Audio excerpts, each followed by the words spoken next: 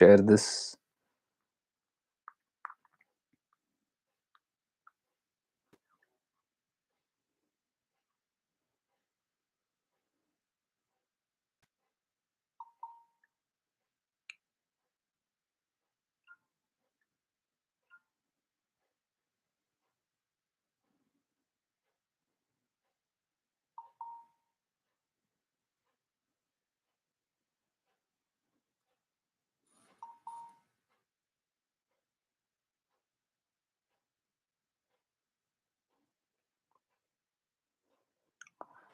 So, greetings, everyone.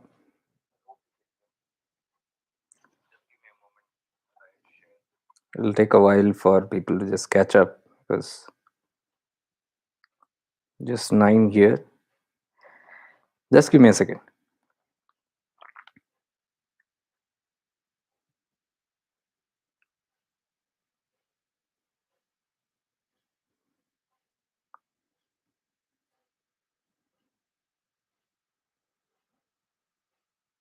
Okay.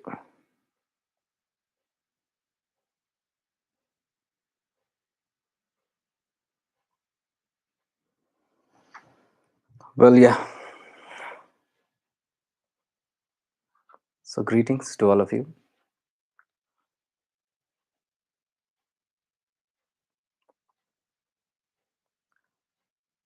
I think today we will have a little more people because the question is somewhat like that.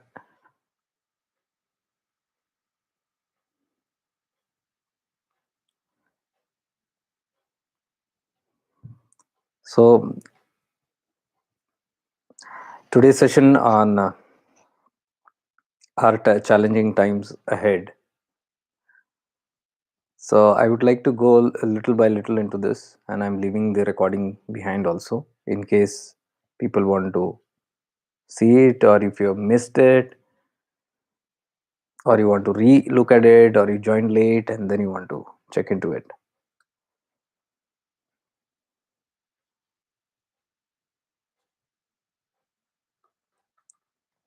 So, greetings to all of you.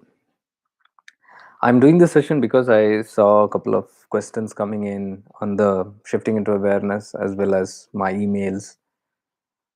Similar kind of questions about the worry of what will happen and about the projected upcoming upheavals in the times. How is it going to be and all that stuff.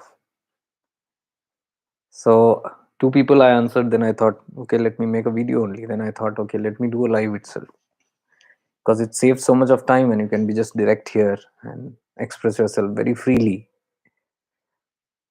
And plus, if anybody has any questions, can definitely shoot up here.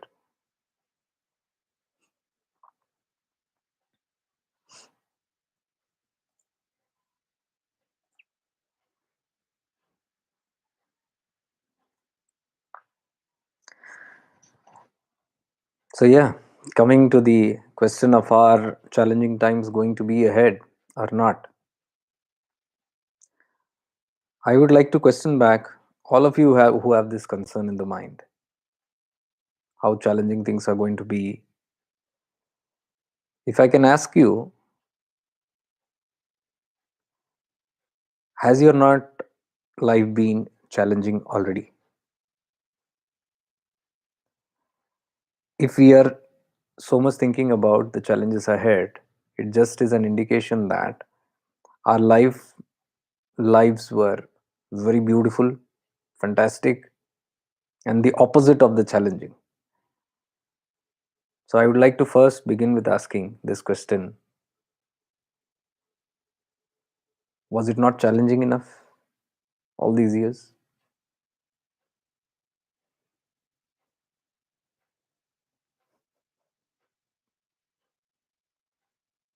Life khatam.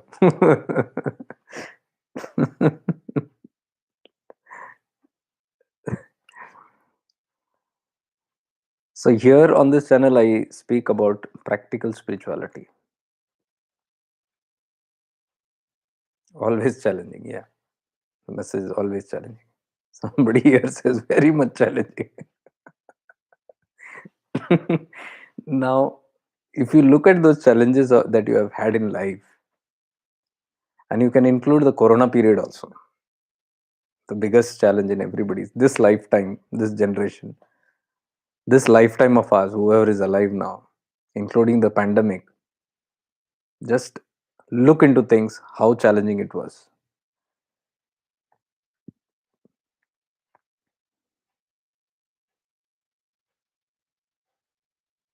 Damn challenging. Somebody says always challenging. Somebody else says very much challenging. That's the catch of all these things. That's the catch of all these things. Somebody says it's always challenging. Then why are we here for this question? Live we put this title. Are challenges expected, or is it going to be challenging ahead? We already know. See, somebody says it's always challenging. So if we know it is already always challenging, what is the curiosity? Can you tell me? Where is this curiosity that what how challenging? I don't care these days. Challenge is a part of my life. Challenge is a part of everybody's life. As long as you are born, you are bound by challenges. You are bound by challenges because you are meant to survive here. Yes, you are meant to survive here, even if you, whatever your purpose might be, even if it might be what we call as liberation or moksha. If that is your purpose, we all know we have come for that, the ultimate purpose. So, if liberation is our ultimate purpose, for that also we got to preserve this body. You can't take this body for granted, can we? Because even to attain liberation, you need a physical body, you need a human body. And to need a human body, when you get a human body, you got to sustain it. Simple principles. What is born will die. In between, it has to be sustained. Vishnu Tattva. Brahma Tattva, Shiva Tattva. What is born, Brahma, will die, Shiva Tattva. Middle, Vishnu Tattva. So the Vishnu Tattva is there in all of us. The whole planet is Vishnu Tattva. The whole creation is Vishnu Tattva. It's Vishnu, Prakriti. And what is Prakriti doing? It's trying to sustain itself all the time. Persevere. That is why Vishnu is referred to as the preserver. He preserves. If you look at everything in life, everything, right from ant to saint, all are surviving and all work to survive. All take measures to survive.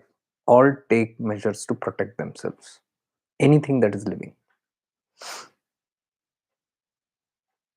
including the gods.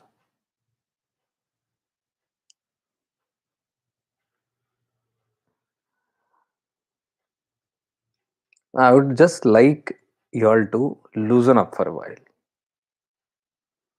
With a serious question, loosen up. Because once you experience what I'm trying to tell you, the whole essence will be clear. Do not sit constipated.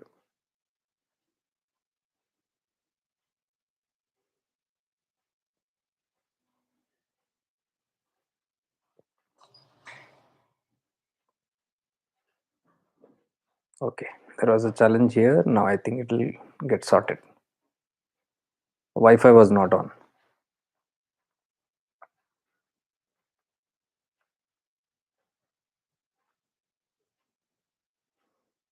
I want you all to settle for a moment and sink into awareness while we are talking. This is the essence of why I came online. And if you have this kind of an essence, The solution to what we are talking today will be very easy and clear.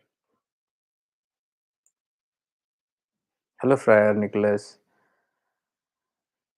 Greetings to you, my dear friend.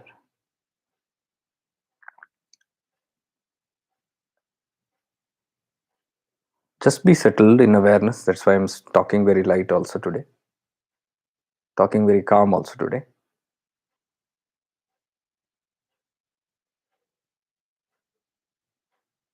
I want to realize this one thing, right from ant to saint, I said, including gods. If you come into the Hindu religion, there are gods. Osho was once asked, why do you preserve yourself? You say you are God, or people say you are God. And why are you preserving yourself so much? Why so much of security? And he says, I never called myself God. People call that, but what I refer to as God is the same tattva that I talk about you also. You also are gods. Everybody, we are all gods. I talk from that perspective. I don't know how it is blown out of proportion. But then one practical thing he said, I don't care about my life because I know I exist. Body will come, body will go. That's fine. I know. I know means I've realized, I've experienced it, first hand experience. So I really have no worries about it. But the people around me want to sustain this body for some more time, want to keep me alive for some more time so that they benefit.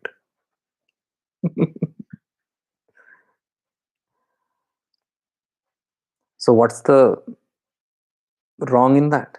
If somebody wants to get something a little more out of this, let them get it as long as they can, and they can prolong it. I personally don't need security, but if people want it that way, great. But then again, practically, he went forward and asked one more thing. He said, you are saying if you are God, that means you already have a comparison with someone else. You have a God in mind. Now you're comparing me to that God and saying, if you are God, then do that. What is the one that you're comparing to? Your God, whichever God. So your God is omnipresent. Your God is omnipotent.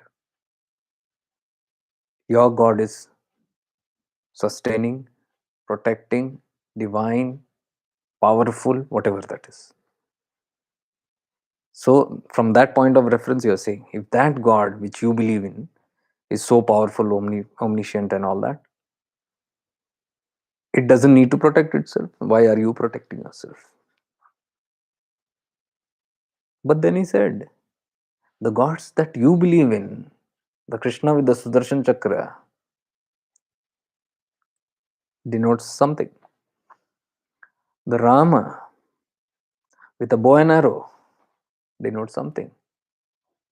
Of course, I'm not talking his language. His language is very, very raw and rash. But his rashness is to break our minds of all this collections and accumulations that we have, the rigidity, the beliefs that we have.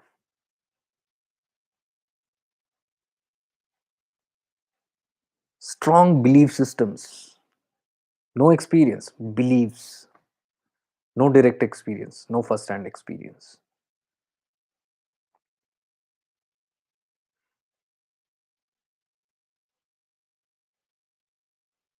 So he says the comparison that you're doing, the person whom you are comparing with, whoever that God is, that God also has been protective. And moving around with bows and arrows or with any other, whatever, loaded with whatever weaponry or whatever, any God's number you take, it is an indication that it's in self-defense. They're trying to protect something. That's what I said. Right from ant to saint to gods. Whoever enters into this third dimensional reality, creation, has to sustain themselves. And to sustain Everybody takes some or the other measures to protect. Even a saint in the Himalayas or a yogi in the Himalayas takes measures to sustain the body. It's not that they're careless. They might be nude, they might be half nude, but they have built up their body to such an extent that they can sustain. What is sustenance? Even if you are attempting to breathe, it is sustaining yourself. The next breath that you're taking is sustenance, survival. If somebody says, I don't care for life, and let me go to the jungle, let me go to the icy snow tops or some wilderness, thinking, let animals eat me, or let the snow kill me, or let the heat burn me up, whatever, they are faking it. Because if somebody wants to give up even that life, or wants that life to be taken away, is still breathing, is gasping for a breath. The same person while walking is panting and gasping for air, which means that person is still somewhere trying to sustain himself, though he is talking about having no intention of living. Now, why am I saying all this? Because these kind of questions and these kind of struggles that you ask comes from that fear or comes from the desperation to keep yourself alive. It is all fear based. What is fear based? Because somewhere there is not yet a realization that I am beyond the body. So, this whole melodrama that goes on in life that keeps repeating, and keeps us reminding in so many ways, one after the other. These things have not happened first time. All these things have happened. All natural disasters, the pandemics, all the expected dooms and glooms have happened multiple times again and again and again and again. Why? Why is this happening? There must be a purpose, right? Or is it happening with fluke? Just by fluke. The whole idea of this destruction, what is destruction? It's a part of this whole game. Birth, life, destruction. This has been going on for eons. Why is it bothering humans today? Eons by. Yugas, after a cycle, the cycle repeats. And so many times the cycle has repeated. Why is man always tensed every moment about it when they know this is a repeated cycle and it's a very natural process?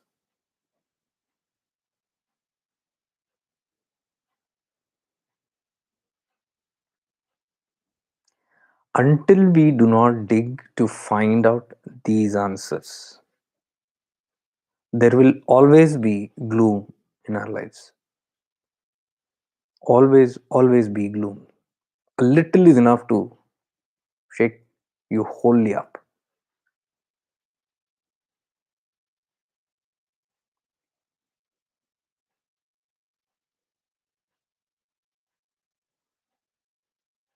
Thank you, Friar. Ruth says those thoughts and feelings come for yearning for better physical, spiritual experience. Yes, in one way, this is survival again. Those thoughts and feelings are coming yet to survive for better physical, something better in the sense. It's basic survival. It just wants to survive. What I am trying to tell us all here is when we are in the survival mode, there is always this threat lurking on us. Always this threat lurking on us. You might give it any name. You might give it a name called impending doom. You might call it the judgment day. You might call it the end of the world.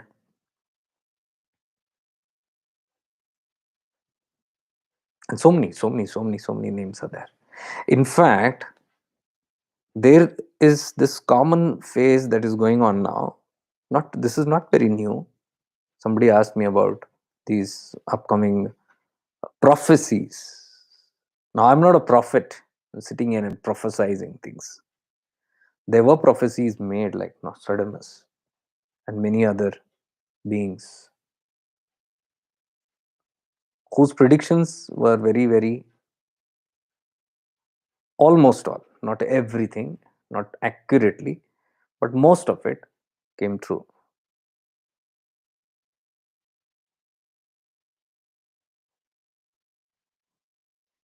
But we have not understood the way life functions. We go beyond that. If we just settle down, of course, in little awareness and introspect life, how it works, all your answers will be just answered. All your questions will be just answered. It's also the body's way of saying, love yourself more. There's something more needing to rise yourself above. Okay. Yeah, Ruth, thank you for sharing. Loving yourself is again clinging to the body. When I love myself, I don't want to die. Can you see this? Because of the love of my body, I fear losing my body. Death is nothing but losing the body. That's all. First thing that you lose is your body. Then your possessions and your connections and all that. But the first thing that everybody is scared of losing from ant to saint to God is the body. Now we are all spiritual people, or I can assume we are all spiritual. So it shouldn't be much of a problem talking this subject. But if we talk this to the layman, they won't understand any bit of it. We all know this very clearly. Because our purpose here as spiritual beings is to find out the greater cause of life, the greater purpose of life. Love your soul and spirit and see things as one dimensional. That's beautiful. That's beautiful. That's where I'm coming to. See, Ruth is explaining one by one, step by step. As one by one is being placed, you can see it is going deeper and deeper and deeper. If we are ignoring the lower one, it's probing deeper. Can you see that?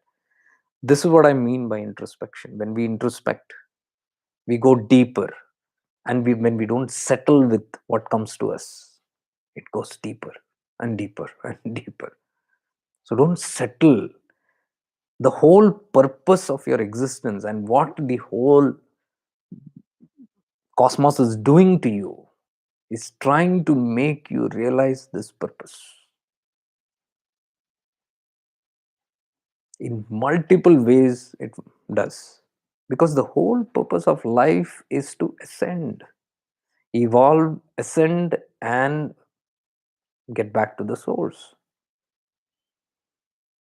And if you look very carefully, observe very carefully, that is what nature or cosmos is precisely doing. It's precisely doing that. So if nature is doing its job, why is there so much of a jolt when after all nature is just doing its job? The jolt, the scare, the fear, and the gloom all comes from my clinging. Whatever happens, I don't want to go with that flow. Indirectly, we are saying, I don't want to die. Why? because we have built up so many things in our heads that we are going to be around forever, and we have enough systems to tell us that. Systems never, especially even the spiritual systems, never reminds anybody that you are going to die sooner or later. It keeps glorifying again. Yeah, pull on, go on and on and on. Unconsciously, subconsciously, we become just greedy for that. There is no practicality. There is no readiness. There is no readiness about the practical ways of living, and there is no readiness about understanding the final goal of life. That is why one scare comes, the whole world turns upside down. Now, I am not boasting about these things. I have talked about this before also. When the pandemic happened, most of you who are here on this platform, Shifting into Awareness, will know that just as soon as the pandemic began and the lockdown began, and there was so much of fear and death and illness, so much of gloom, so much of uncertainty, insecurity all around the world, and no one having even a clue what will happen next. Everything, life came to a standstill. At that moment, we were doing lives here. 6 to 8 hours almost every day. We sat for months together.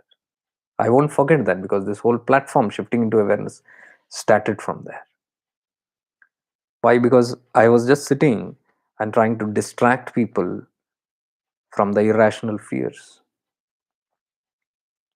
that had been poured so much everywhere. Anywhere you look, pick up the mobile, on the television, open the window, and you will find even people talking about it. You call up somebody, they are talking the same about death and gloom and uncertainty, completely in a negative phase. I wanted to distract myself, I wanted to distract others who are of the same interest, and we sat and talked about what? If you want, you go back and look on those videos. When just the pandemic began, I had begun saying the same things. Life is not what it seems. Don't look at the outside. Don't peep into the outside world, because the outside world is an ignorant world. Awakened world is a different world. I presume spiritual people are awakened people. If spiritual people are not awakened people, what is the difference between the normal ones? Now, I'm not creating a sense of superiority and inferiority here. I'm just saying it's a more responsible task being spiritual.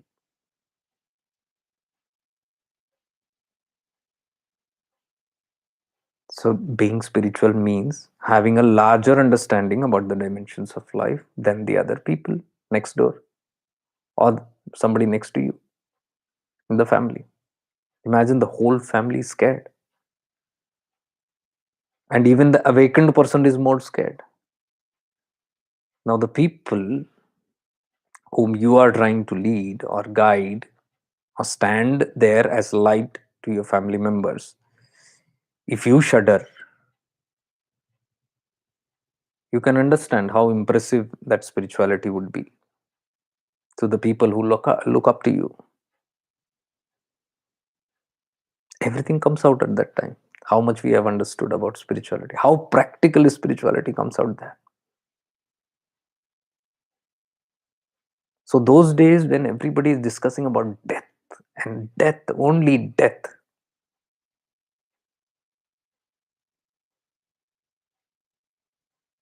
so much death common. Every street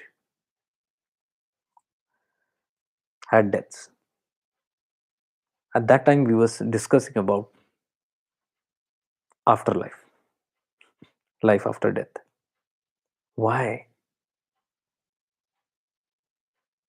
I saw that was the most ripe time when people even understood or took interest in understanding what happens beyond life. Because till it happens to us or till it is near to us, We will never awaken. Why do signals like these have to wake us up? Whenever we hear a news of something, some uncertainty, why are they jolts suddenly? So you'll understand and you'll agree with me that we have been asleep. Only when you're asleep can you jolt yourself awake. If you are sitting with your eyes open and there is noise in front of you, will it be shocking to you? It won't. But if you're sleeping in slumber and there is a big noise in front of you, you're going to get up startled. That's what exactly what's happening. That's exactly what has been happening all the time.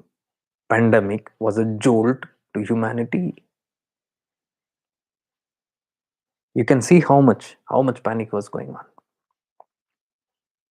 Check out those videos. Almost every single day, everybody was relaxed, sitting in awareness, practicing awareness, talking about meditation, going deeper, understanding ourselves deeper.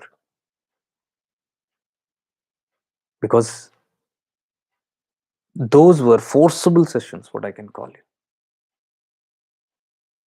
Forcible in the sense because the door was shut out. You had nowhere to go, no other option. What to do?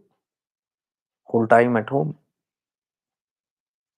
So we had a spiritual entertainment here. We on up the mobiles and we entertained ourselves for some time on shifting to awareness. For hours together we sat and time pass ho gaya. Time just passed. And we were happy another day is gone by. Some got the message very seriously. Some of us learned the lessons. What are these knocks that come again and again in our environment?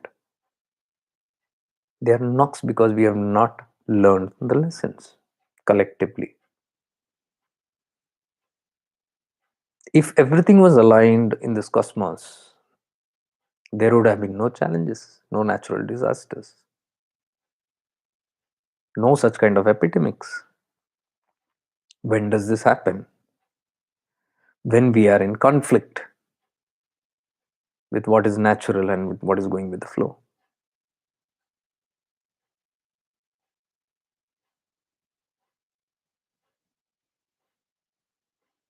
It's simple science, dear ones. If a bird is flying in the sky and flying in the direction of the wind, the bird will have absolutely no problem. But if it turns and goes against the wind, turbulence will be there. Challenges are bound to be there. Simple science.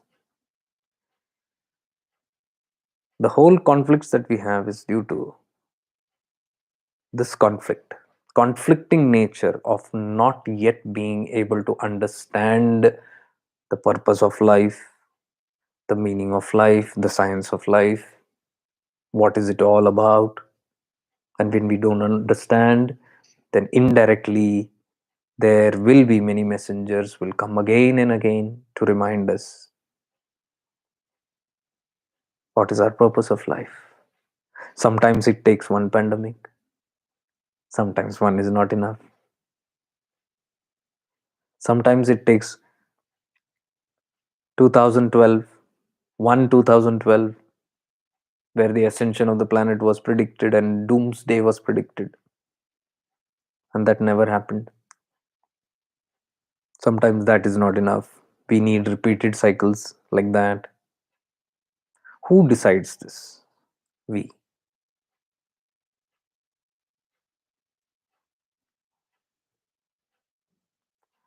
Nostradamus. The predictions that were made are absolutely correct. We create our future. Even a child knows that. Our today is a byproduct of our yesterday's thinking and habits. The way we lived our life yesterday is what we are reaping today. We know it individually, collectively. Everything that's happening to the planet right now, at this hour, is the outcome of what was done unto it in the past years.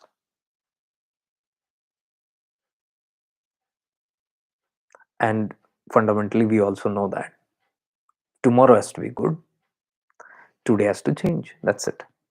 The predictions are based just on this fundamental. Whatever predictions are done at that time, these are evolved beings who have a little higher evolution and who can see things in clarity.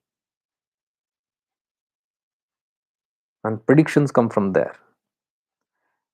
Prediction just means what at this moment, as I see it in this moment. So, right now, if I study the pattern and consciousness of the planet, forget the planet, myself, if I just go into awareness, deep awareness, and become introspective and reflect on my life,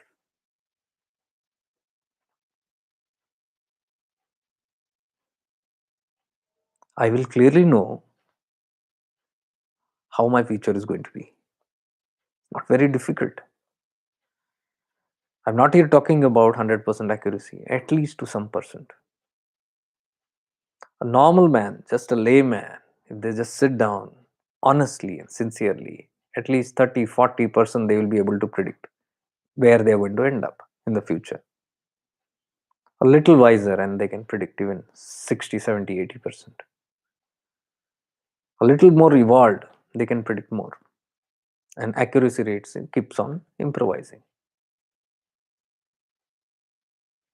Predictions are based on that. This moment.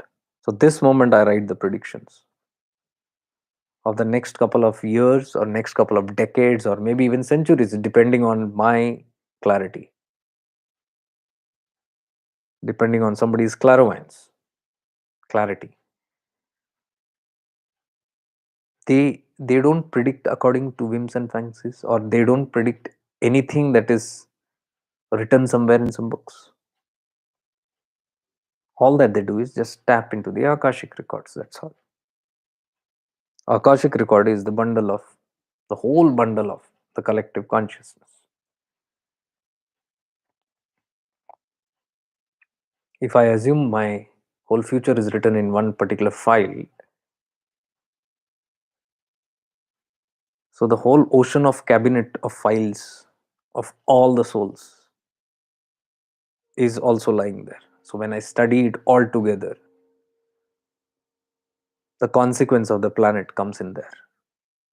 If I study one file, one person's file, XYZ's file, that XYZ's consequence comes up there. What are in the files? My today, the imprints of today and my past, based on which the future is created.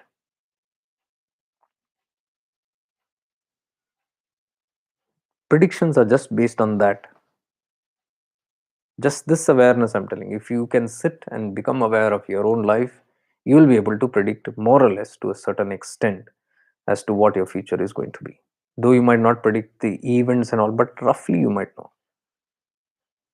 So somebody who's evolved and has more clarity can see things a little more deeper. That's all. But it is for the moment.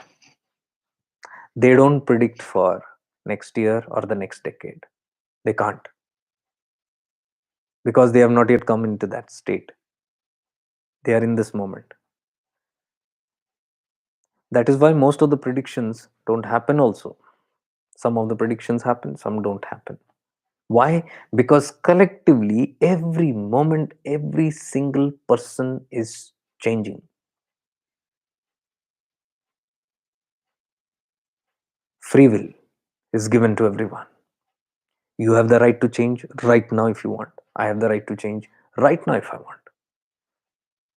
It's my choice. If my conscience is active, and I make a very active and strong will, a choice. I want to change something, and I walk on that. In my awareness, I can see my future changing, and it will change. We all know that. Similarly, are the close to 8 billion people have this free will, and they are exercising their free will every single moment. Moment to moment, their futures they are writing.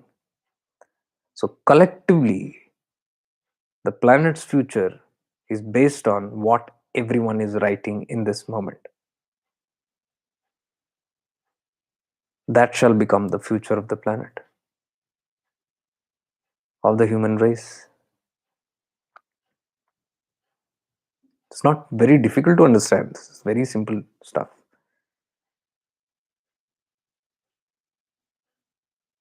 That is why, if some predictions were done years ago or even centuries ago, over these decades and centuries, humans have changed.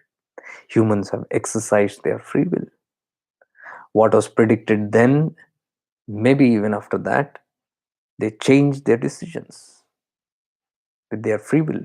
Maybe not to a large extent, even maybe to a small extent, but they changed. Depending upon that extent of change that they do, is what gives the conclusion of that prediction. If collectively large number of people make big decisions, strong decisions, the entire evolution changes. The entire destiny of the planet changes. In moment to moment, it happens. Even right now. That's the power of satsanga. That's the power of spiritual teams and the spirituality that's happening all over the globe. Because every moment, every single, even smallest effort that is made to raise the consciousness of even one individual, it's a great job that is being done. Because everybody is contributing to the destiny of the planet. Percentage of awakened people is very less. Large percent is unawakened, in slumber, deep slumber, tamasic. The whole world, if you see, the whole collective consciousness, maximum tamasic, dark. And those who are active, rajasic, too much of desires and greeds, passions, major chunk goes in that. So everybody is busy and lost in driving behind their passions. Passion driven people. Passion driven cannot be purpose driven. I mean, the ultimate purpose of life. A few are there, few percentage who are awakened, the sattvic. They are purpose oriented. They are people who know why they are here. Very well, they know. You call them light workers, you call them star seed, you call them indigo guys, whatever names you call them. There are hundreds of fancy names for awakened people. Awakened, I mean, who seriously know what is their purpose of life. It's very challenging in this life, in this world, because the Rajasic tendencies are very powerful. It can awaken you and keep you distracted. Awakening is not enough. Perseverance must be there. Consistency must be there. You must have seen when something happened in your life, you got a jolt, you remembered suddenly, oh God, life brought you down to your knees. Perhaps that is the only time you knelt down. But a lot of things happened after that. Your life changed. Something happened. There was a U turn, or whatever you call that. Awakening. Pain brought us, suffering brought us. Something brought us down there. We were awakened with a jolt. We got serious about life. We pondered about life. We investigated life. And then our choices changed. The planet's destiny began changing. But then that's not enough. What I'm trying to say is awakening is not enough. If you observe very carefully, once the life starts going easy, you lose track. Many go back into the deep slumber again, go back and sleep. Many get lost again or keep themselves lost in passion driven purposes on this planet. Health, wealth, success, relationships.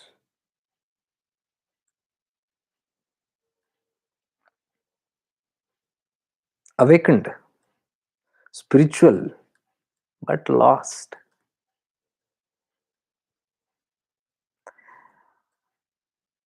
In this terminology, Hindu terminology, if you see, it's called Maya. It's called the illusion, the power of that illusion that keeps you in that illusion. It awakens you and then puts you back into that illusion. Only people of awareness will get through this. Being spiritual is not enough, being religious is not enough. Your conscience, your consciousness needs to be active 24 by 7, which is what I call awareness. If you live in awareness, you are seeing through all these things at all times in crystal clarity. And when you have crystal clarity, you don't get jolts. Yes, maybe as a human, you might feel. I don't say that you're a Superman and you're godly and you're standing there like a daredevil. And no, I don't mean that.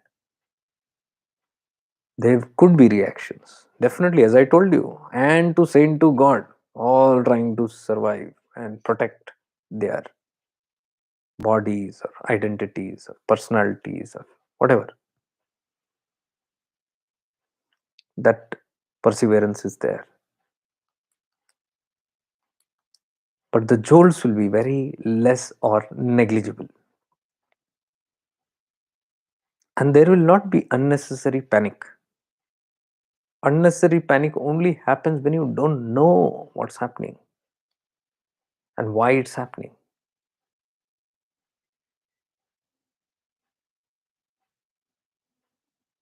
All these things that we are talking here, this has, you have to get it once and for all.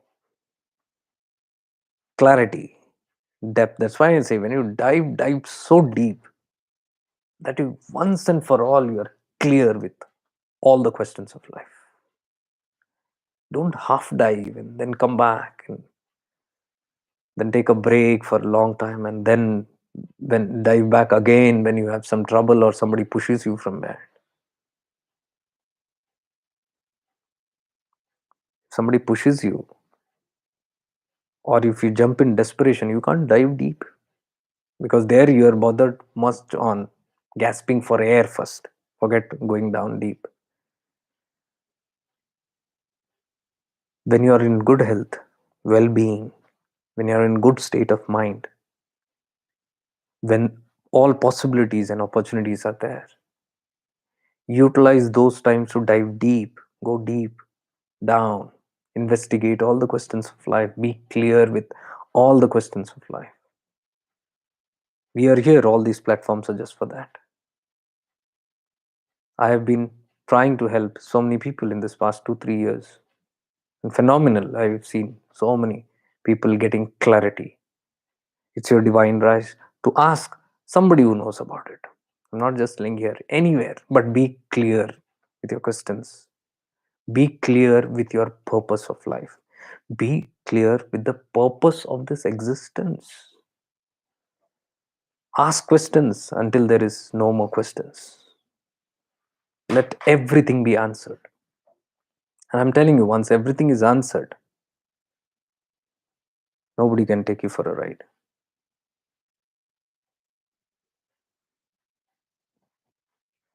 No astrologer can take you for a ride. No priests, the pandits can take you for a ride. Everything is awakened and known. And when you know, you will be able to give clarity to the world. And that's what's the need of the hour. The need of the hour is that we have clarity, not just for ourselves, so that we are able to give clarity to the people around us. That's the whole purpose. And if you are awakened, if you have deep interest in all these things, then I'm sure as much you are concerned about yourself, there will be a certain part of human nature within you that is concerned about other beings too. That is why I said, we are all here to help and walk each other home. That's our work that is there here. We are light workers. We are people of light. Light means what? We first clear the darknesses in our life, have crystal clear clarity with the light that we emanate in our own lives. And then, whether you like it or not, that light starts overpouring. Whether you decide it personally or not, you can't help it, but the light overflows. And that light then starts helping people around you. That's how nature has made each of us. We are not selfish beings here. That's what I said. Even if you want to be selfish, you can't help it, because being light means the more purer you become, the more you ascend, you will start automatically becoming selfless. You can't help being selfish. Compassion will rise, kindness will rise, and that will drive you to be of purpose to yourself and to others. So, in moments like these, when there is glooms or talk of glooms, or there is no gloom, okay, let me make that very clear. Gloom and doom is the creation of the mind, the collective mind. If there are two people in a house, one can be gloomy and the other can be cheerful. What is the reality? If you look outside, the sun is shining, everything is bright, everything is wonderful. Everything is wonderful. But the gloomy person looks outside the window and sees everything gloom outside.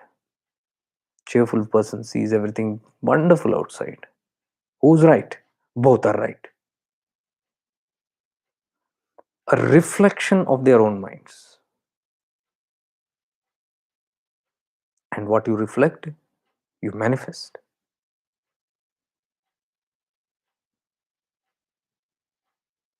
Whatever is the majority starts getting created super fast.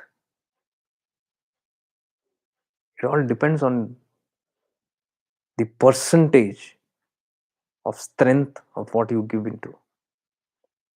Whole planet starts believing about doom. Expect a doom sooner or later. Doom is not coming on its own. Doom doesn't decide. Humans decide. So I would, from my part at least, make a very firm and clear and humble request that whoever is awakened, do not spread these kind of words of gloom and doom.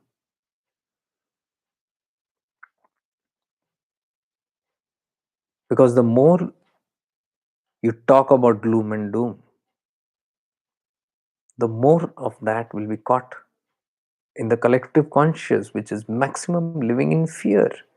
Where there is fear, it doesn't take much time for gloom and doom to spread. It's very contagious there. People who are bright and positive and who have risen above the fear and all that, very difficult to instill fear in them. Very, very difficult. You take an orthodox person who's very God fearing, any religion,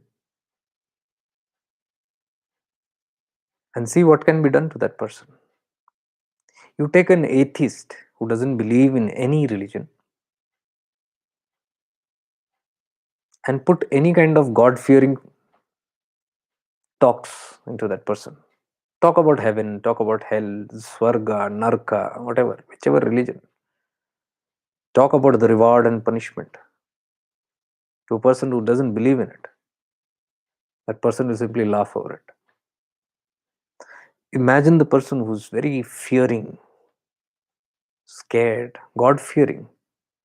God fearing is a concept I don't agree with, because God is not someone to be feared. How can you love someone you fear? And how can the one who fears, whom you're scared about, whom you fear about, love you? Because if that person loves you truly, there wouldn't be fear. Very contradictory. God fearing. God is not Hitler.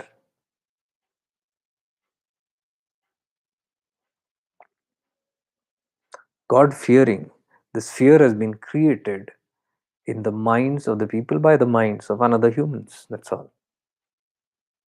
The explanation of that God has been given as such a person who punishes if you do something,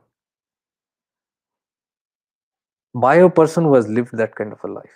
Probably his father, mother, his neighbor, his teachers, his principal, his boss, everybody has harassed him all his life.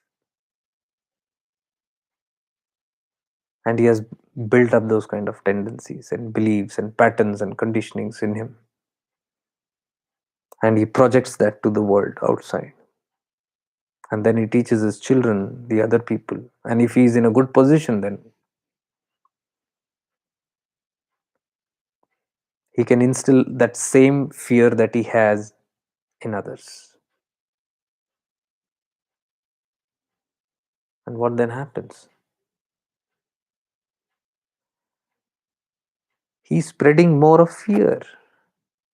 He's not spreading God's love. He assumes that he's spreading God's words or God's love. He's not spreading God's love. He's spreading simply fear. He's actually adding fuel to the problem. And he's imagining that he's adding water to the fire. In reality, it is fuel. That is why I say, the path of awareness, when you are very, very aware of all these things, you'll be very careful.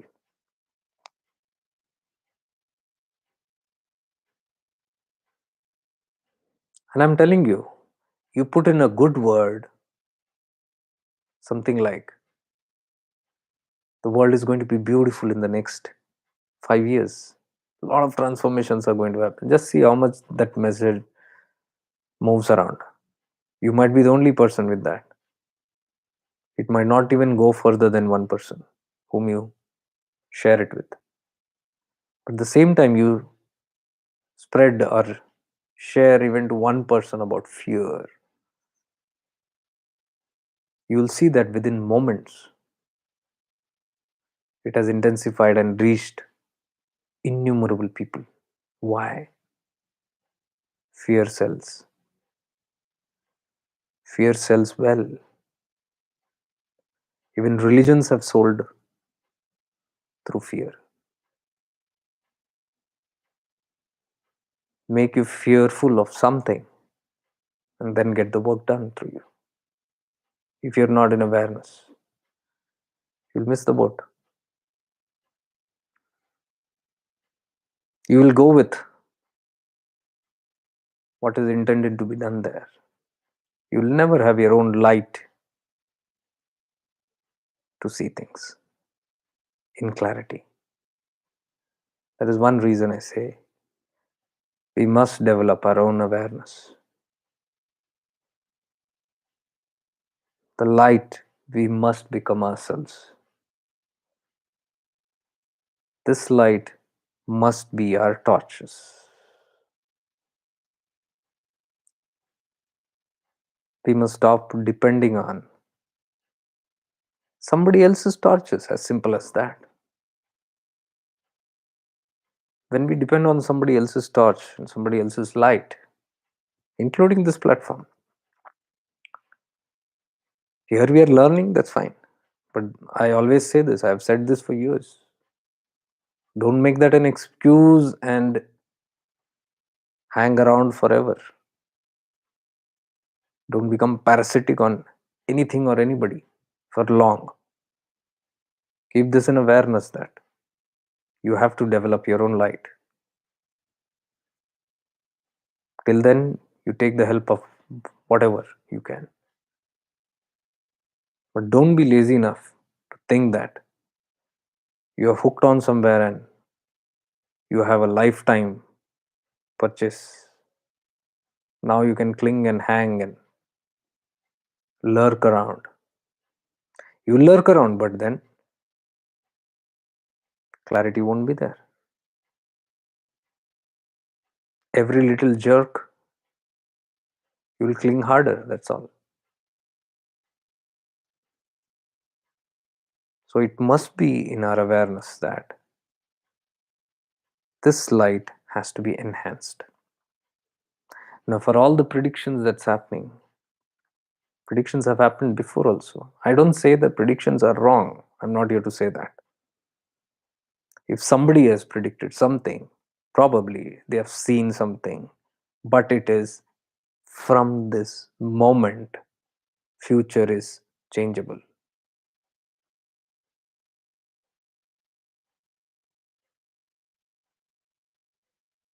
That is why I'm not talking much about any news. Because if you go by the news, you will get stuck up in the outcomes than doing anything to change the cause.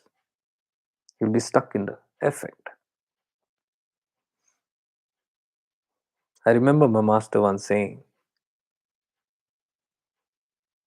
never give anybody your predictions. If you have the ability, somewhere you develop a little bit of clairvoyance and you can see something, or you have a feeling of something, or you have an intuition of something, never share that to the other person in whom you have seen that. Why? Because if you see something negative, for example, in somebody, and then you tell this is going to happen to you, or I saw this in the next couple of years, this is going to happen to you, or this is your future, this is how it's going to be.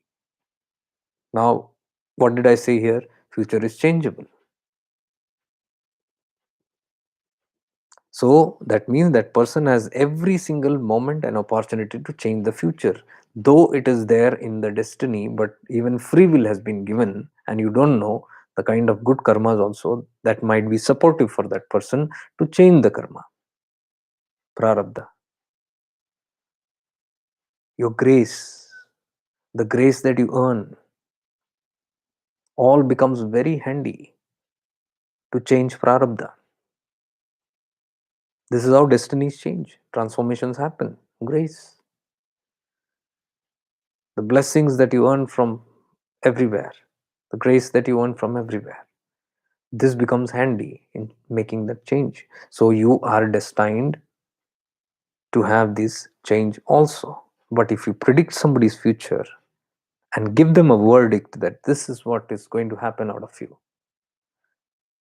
then that person, if they trust you and if they look upon you very seriously, they will take it very seriously and they won't change anything. They will drop all attempts because they will assume when this person is so sure and I trust this person wholeheartedly, and this person has seen my future now, and if this is going destined to happen to me, why do I have to bother, or why do I have to do anything else other than heading towards that with gloom or doom? I accept my destiny and I won't do anything about it. This is the reason he said never talk or share about these things, because what we see, what you see, is just for this moment. You don't know if that destiny is really going to happen. I'm telling you, those who predict, that's why it's called prediction. It's not a guaranteed message. It's not a short message. Why people are so clairvoyant? Have you ever thought? If people really have the clairvoyance and the power to see in the future, if they are seeing future also, why is it called prediction? Why can't it be a guaranteed happening?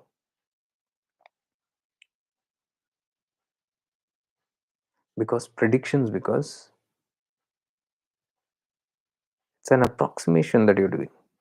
You know future is changeable. And that is the reason it is called predictions. You predict. Assumption. I assume it is going to take this shape. Indirectly, what are you saying is this is going to happen. I predict this is going to happen to you. In brackets, I say if you don't do anything. If you are without change, you don't change yourself, nothing. You're as you are.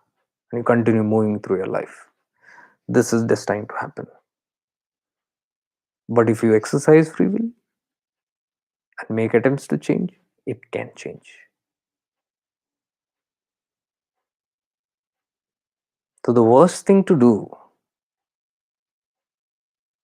in such moments is to continue suffering. We all know we are suffering in some way or the other. We are all affected. The worst thing that we can do is to continue suffering, means continue being ignorant about these things. And that's the heights of stupidity, you can call it. Heights of stupidity is when we can't learn lessons, or we can't get messages, or we don't get the clarity quick enough. We ask for more lessons. Indirectly, we ask, because when we don't change, when we don't transform to that of our highest good, we are asking for something more. And it's the work of the cosmos very naturally to lead you up to your goal, this way or that way. All that you see around is the same thing.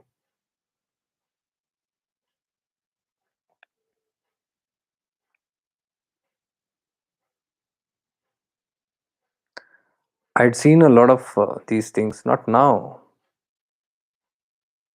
2021 I'd seen, 2020 I'd seen, just after the pandemic. Because, see, I'll tell you, these things are very much in our air. It's in the air. You can sense it if you're a little aware. I'd mentioned this long back. Me and my friend Sivdas Bhai were traveling in the south. We were in Chidambaram. And from Chidambaram, we were going to Kanchipuram. And while we were going on the road, I was discussing with him something that, things are not seeming so good. He said, "What happened?" I said, "I have a feeling, very strong feeling that, it's very, very fast. All these things are collapsing. All the systems are collapsing. Falseness, hypocrisy, everything is collapsing. Duality is collapsing. Everything that is untrue is collapsing." Yes, we could see a lot of news and all that stuff happening. But I said, no, it's happening at a very rapid pace, and I feel like it's all going to happen very, very quickly.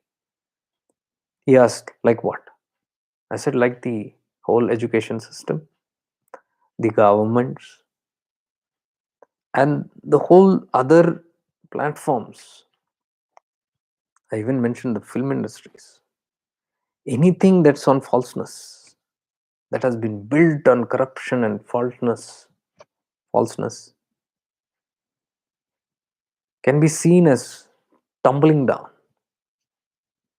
I said, I think I know what you're saying, but I don't think it's going to be that fast. I said, what do you mean by that? He said, yeah, what you're saying, all that crumbling and all those things, I think so it'll take another 100 to 2 years, 200 years. But it's not so quick. I said, you're talking about that. I'm talking about just 10 years or maybe even less. He said, nah, I don't think all that. Because that time when we were in the car, everything was so fantastic, booming. We were discussing about somebody's stock market gains and how the stock market was so high and so much of investments going on there and how the world is changing and how advancements in science. But somehow I was not feeling right. And then he said, no, I don't think all these things, so far. And just in 1 month, we had this pandemic. After that, when all these things began, after 4 5 months of pandemic, we were talking, and then I told him, do you remember our talk? I didn't imagine it could be so fast. And at that moment, everything was crumbling. The governments, the education systems, all the sectors that you can name, the stock markets had gone down, everything. Education system some completely collapsed, because that is what we were actually talking. Education system, no, I don't think so, because we are doing so much and now we are expanding into this. That was the talk that was going. How can it seems impossible, how can things collapse? And here we are talking about everything comes to a standstill. People are not knowing for even 2 years how to restart the schoolings and colleges and all that. Even right now, it's not very appropriate.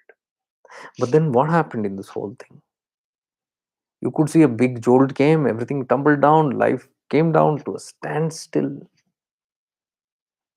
And then slowly, life recuperated. As life started coming back to its own stand, you all have been through it. 2 years.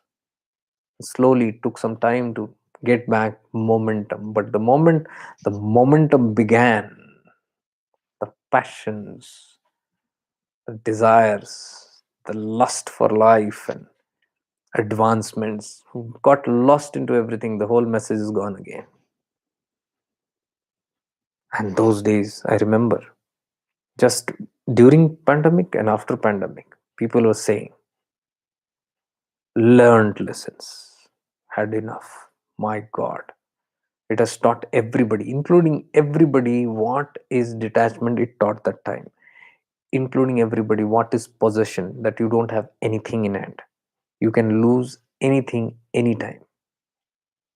People realize at that time what is death. They saw at close quarters. Previously, they used to see one death somewhere in a family or distant somewhere once a year. Now, every single day they are seeing. And in the families also, people were dying. Death at close quarters. Even their own death, they don't know. All the possessions, that everything came to be a nil, nullified. What? Even money could not do anything. Money could not save lives. There were billionaires and millionaires who couldn't do anything with all that money. It couldn't buy lives. It couldn't extend life. For a moment, the whole world was learning life is temporary.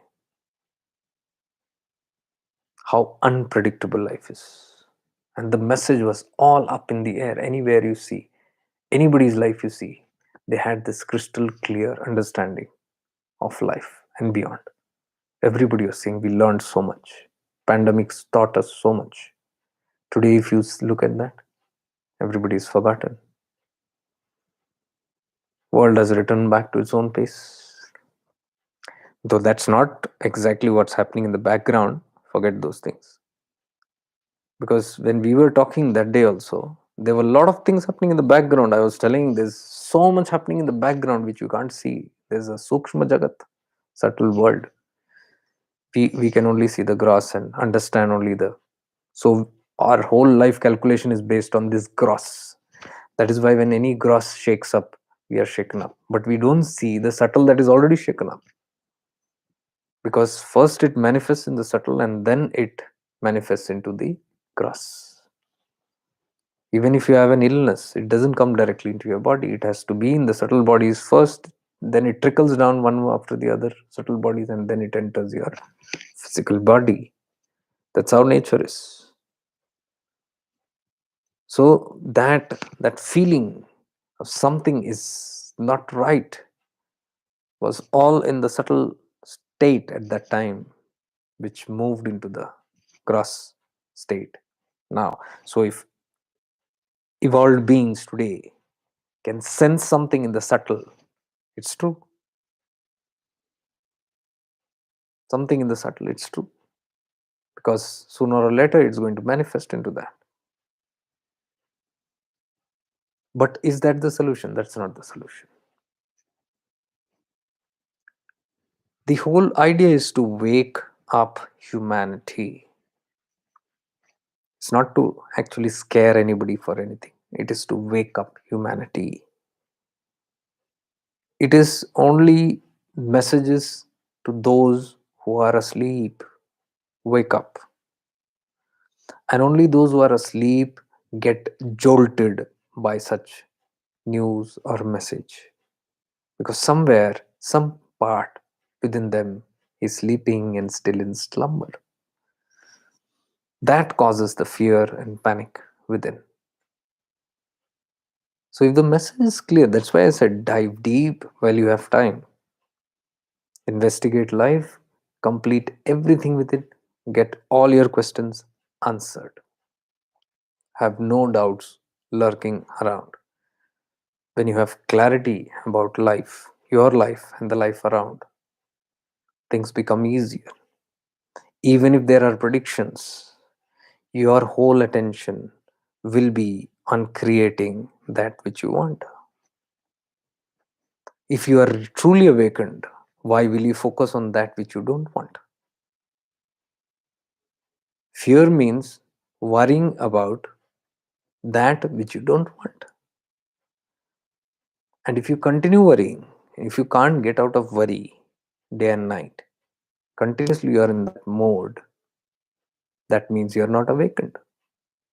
Because if you are awakened, then some part, at least half awakened or little awakened, then at least some of that light will shed onto the other dark areas and give you an assurance that things can be better. Something within you only will say that. At least the half awakened light. If your light is not awakened, then you have to listen to somebody else's light. That person's light will shine into your dark areas, and you got to take on the borrowed light. So the whole attention and intention is to wake you up, brighten up those areas which are not yet brightened, asking you to walk the path, asking you to get aligned, stay attuned. And the more you stay attuned, the more clarity you have. Staying attuned means the bird that is moving with the wind. It has no challenges or lesser challenges than the bird that doesn't know where is the wind, which side is the wind blowing, and where is it going. Such will be gone with the wind, which is the meaning that if you don't adhere, because this we have known all throughout these years and decades, Earth has always been telling, if you don't align with this, you perish. You don't raise your consciousness with the raising consciousness of the planet Earth, you perish. And that's not something that is very old. We have seen it.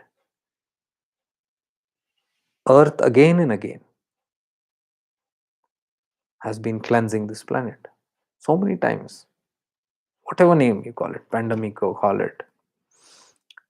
call it natural disasters, whatever you call it, what is it doing? It is just cleansing. That is why, if the earth is cleansing, and when I say alignment, I mean we also should be cleansing.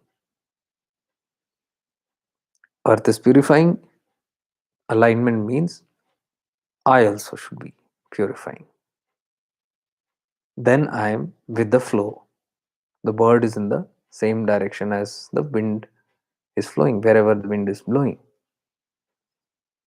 That is what I mean by alignment.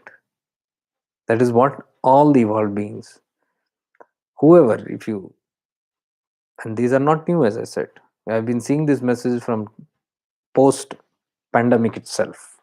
From 2020 or 2021, I'm seeing these messages of the next cycle of evolution. 7 year cycle these are. And this cycle began 2020.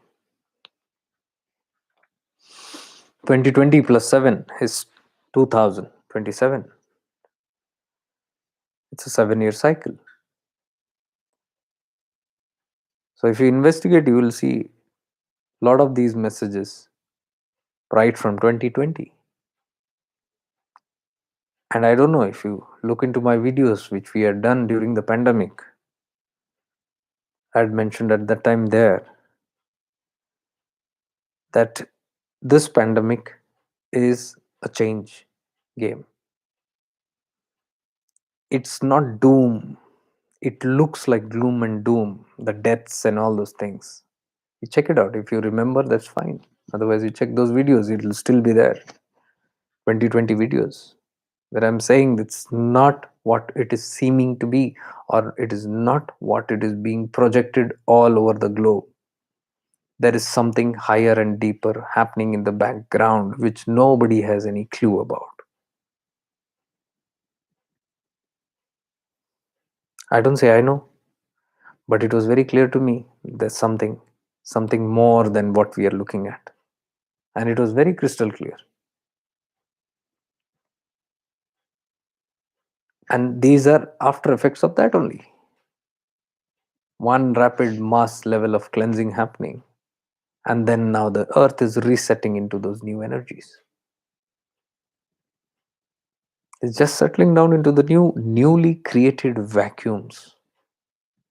Pandemic, the after effects of pandemic, on a higher level, created good vacuums, and that vacuum is being now adjusted. It takes years, and this is what they mentioned about 7 year cycle. So first the cleansing effect, then the vacuum effect of things settling down, and then a newer world. Newer world has been happening almost in many multiple cycles. I believe it began somewhere after 68, 1968 to 1971, something after that, when the Earth's magnetic resonance began changing very rapidly and began coming into notice of scientists. Something is happening, because what they believed, 7 point something, is the Earth's magnetic resonance and it stays constant. For the first time, they noticed no, it's changing and it's rising.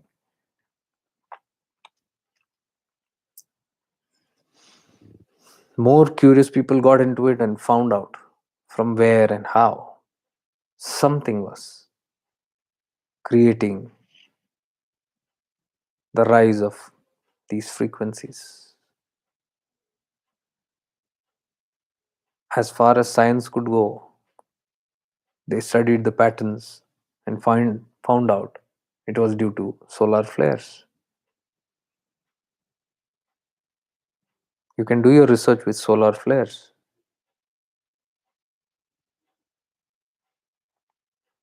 Bindurani, again there is an observation. Yes, solar flares is now they are talking about it. It's not new. It's been happening for a long time, for decades now. Lot of changes have been noticed on the sun's surface. The solar flares are widely impacting the universe and the planets in it, the galaxies in it. Earth is not just an exception. Here we are, humans, sitting collectively and discussing it. So we are aware of it, but it's affecting everything in nature. And it's part and parcel of the whole game plan. This is what I'm trying to make us aware of the process of life. What I'm trying to say is it is meant to be, it is meant to happen. It's not a shocking news. It's not something that's happening out of the blue. It's meant to happen. That's way the life evolves. And this is not the first time it has happened. It has happened multiple times. So once you know it's a process of life, all that you can do is go with it, support it, rather than fear it and oppose it or try to fight it out.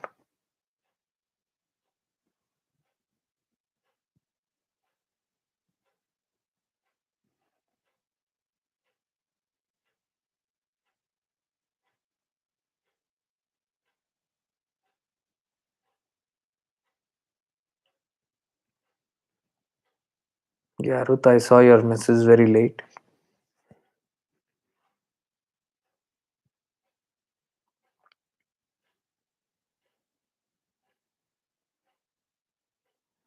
The earth is a great component, is also equivalent to that of heavens, but the experience on earth is extremely hard if we live a physical reality without a spiritual mindset. There you got a beautiful point. This is what we are trying to balance here. If you get involved too much in the gross, that's what I'm telling you. A life of passions, a life of desires, as much as you get into desires and greed, mind you, you're heading towards a gross life. Spirituality is disappearing. The more spirituality disappears, the consciousness, effect of consciousness disappears, the more we have these kind of challenges. It's a reset. Who are to blame? We ourselves. We are also part of it. If we study our own lives, you'll see that. So called we are awakened beings. We are spiritual beings, but we are still lost in it. And what are all these messages trying to do? All these stuff that I've been talking continuously about. Know thyself. What is self? The soul. Knowing your soul. And these are all soulful things that's happening. When we miss our soul, subtleness, we get more into the grossness. That's the mind, the ego. The more we get caught up in all this, the more challenging it's going to be. Living in awareness. Awareness is being aware of your presence, the presence that you are, the soul that you are. You abide more in yourself, not in the ego mind. The more you get into the ego mind, all this panic, fear, doubts, insecurities, lack, everything, all these talks about it, discussions about it, it happens in the egoic level itself. These are not part and parcel of awareness or the soul. Awareness is just aware of it, that's all. The soul is just aware of all these things. It's never involved in these things. What involves? The ego. What is the ego? The separatedness, the I am different, you are different. And precisely during those pandemic times, I had made this mention very, very clear multiple times that all the divisions are collapsing, all the religions are collapsing, All the spiritual boundaries are collapsing. Anything that is built on me and mine are collapsing, and they will continue to collapse because that is not the ultimate reality. This reality has been created by ego minds. Ego is against the soul purpose. It is flowing or flying in the opposite direction. That's not the direction that is meant to be. There is no point talking big spiritual talks, big religious discussions, big preachings and teachings until we ourselves don't dissolve our rigidity. The more rigid we are, the more superior we claim over others, over other paths, other religions, the more we are hardening the ego. The more we harden the ego, the more we are supporting the gross and we are missing the subtle. This is what you said here. Ruth says, extremely hard if we live a physical reality without a spiritual mindset. What is a spiritual mindset? Oneness. Spiritual mindset means no barriers, no difference between any other soul and yourself. Even if you have iota of difference, that will reflect in your life because your life is just a reflection. Some great Mahatma once said, your inner, your outer world is a reflection of your inner world. Well said. And that reflects. If your inner world has grudges, if your inner world has superiority, if your inner world has me and mine, there will be separatedness. You will see yourself, you and everything that you possess, all your ideologies, all your systems, everything will reflect that and say, I am superior, I am the best, nothing else matters. What else can be lessons to such a planet which has so many I am the bests, so many diversities? When you say I am the best, there is no consideration for the rest. Definitely, there is a feeling of superiority. The moment there is superiority, immediately there will be a feeling of inferiority, the rest being inferior. The moment you say that, the walls have been created. And all these systems that we talk about, the new coming collapses and the earth changes, one majorly is this boundaries. This will collapse. If you don't trust this, come back later and look at this recording of today. I had mentioned the same in the pandemic. If you don't believe this, come and look back at the recording. I remember saying this twice or thrice. Here also I'm saying this. You can come back and check out this video because by then lot would have collapsed in the coming years. And I'm not using any great intuitions or clairvoyance and all that stuff. Nor I want to encourage or inspire anybody towards all that fancy hulala stuff. Your awareness is enough. Just become aware, your awareness will speak everything to you. Simple things. Common sense, you can call it. Simple common sense. Because the way this earth planet is heading, I see a very bright system of oneness. Where things will all these differences. It's already happening. If you have been observant, you will see earth is not the same just 2 years before what it was and today what it is. Just 2 years before. Or 4 5 years before, 2017-18, you see what life was like. Compare it now in just 4 to 5 years, what has happened. You can't even fathom the difference of consciousness and the difference rapidly changing lifestyles that has happened. Mindsets have changed in this last 2 to 5 years. Mindsets have changed completely.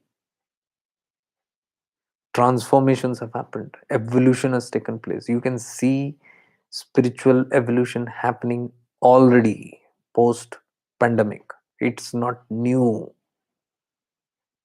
This evening I was taking my walk and I was just pondering over last 2 years. My God, amazing changes have happened. Amazing.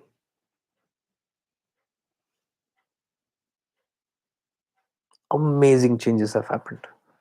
We can't see it. It's just like you're sitting in a flight and looking out of the window and you feel the plane is not moving at all. What's happening? Nothing is happening. Earth is not evolving. What's happening? I can see that clouds. Oh my God. For the past 5, 10 minutes, I'm seeing that cloud slowly moving. But do you know the speed of the plane that's flying? Hundreds of miles an hour. You can't feel it.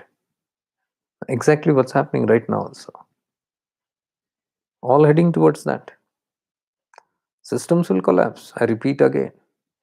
All the hard built systems on preservation of me and mine will collapse eventually because it doesn't belong to higher vibrational frequencies. If you just take simple fourth dimension, fifth dimension phenomena, it is in no match to what we are even talking right now. The fourth dimension and fifth dimension, sixth, and it goes on. It's never ending. The fourth dimension and fifth dimension, the fourth dimension is already existing simultaneously. I had mentioned this again in the pandemic also. I had mentioned it because I've seen such beings. Now, I'm not talking about aliens and all that stuff. Don't get too tabooed in that. I'm talking about people and places that I've visited and seen, markedly changed places.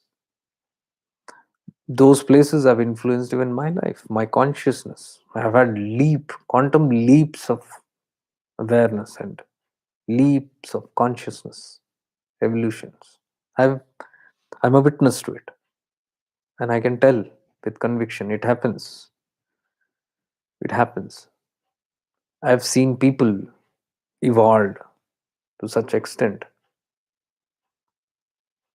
I've seen people who live in those dimensional frequencies, even in this planet. Simultaneously, the fourth dimension already exists here. Simultaneously, the fifth dimension also is building up here simultaneously. And it's not very new. If you ask saints or yogis or people who have evolved to that, there will be so many who can tell of them having visited places that don't exist in the third dimension. What does that mean? It simply is an indication that everything can parallelly exist.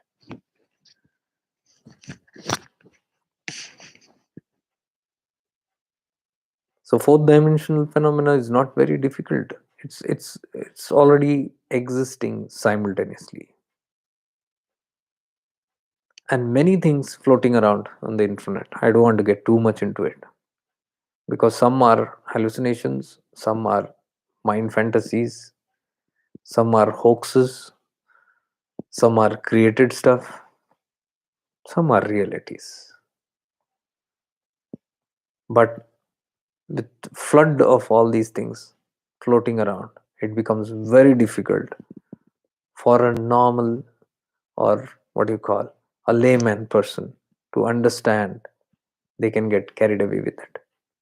That is why developing your awareness is very important, because your awareness will keep you aware of what is needed for you. That's all.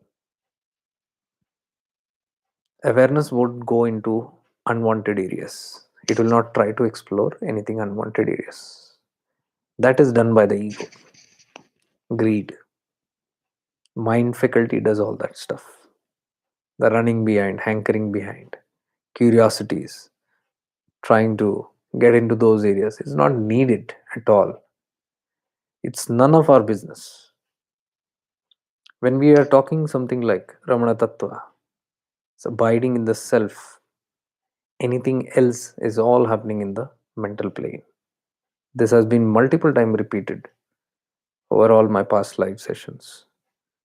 That the more you involve in the mind and ego, the more of these phenomenons come into existence, and there is innumerable, infinite kind of dimensions, kind of souls, kind of beings, kind of realities. Everything is there. Anything that you imagine is possible out there, but it all depends on if you are interested out there. Because if you get interested in those things, there is no end to it. Mark my words. It will give you a feeling like, okay, let me finish this, investigate, explore this, and then I'll have a no. It will open up more and more doors, and it is an infinite level of doors that's there. So if you get caught up in these things, there is no end to it. The mind has such powers. The mind is influenced by the ego. The ego is what runs behind all these things. So the more one gets lost into the mind and ego, they will get distracted from what they are here to attain. They are here to attain a state where they can abide in the self, because the more you abide in the self, you are not in your mind. If you're not in your mind, all these occurrences just drop like hot potato. Everything, all these phenomena, what we are talking about, what we talked here in this whole session today, everything is all talk of the mind, and all happening and experienced in the mind.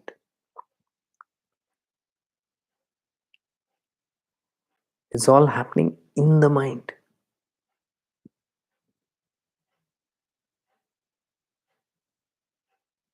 If you don't trust, now you're going to sleep.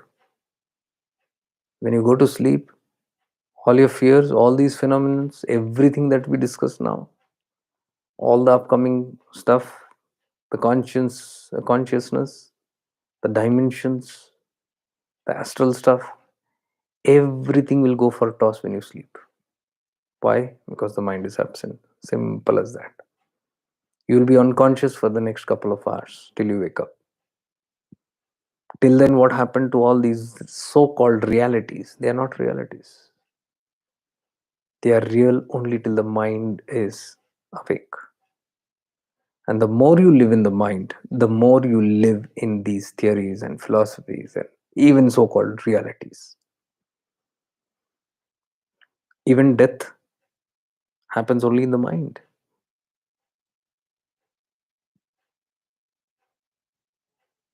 Even you losing your body happens only in the mind plane. The mind is absent, that experience also is not there. Imagine death happening to somebody whom you know,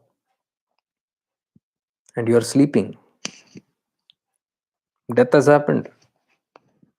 All what has to happen is happening there. Will you know about it? Are you affected by it? You are in deep sleep and probably even enjoying a nice dream. Reality, something is happening.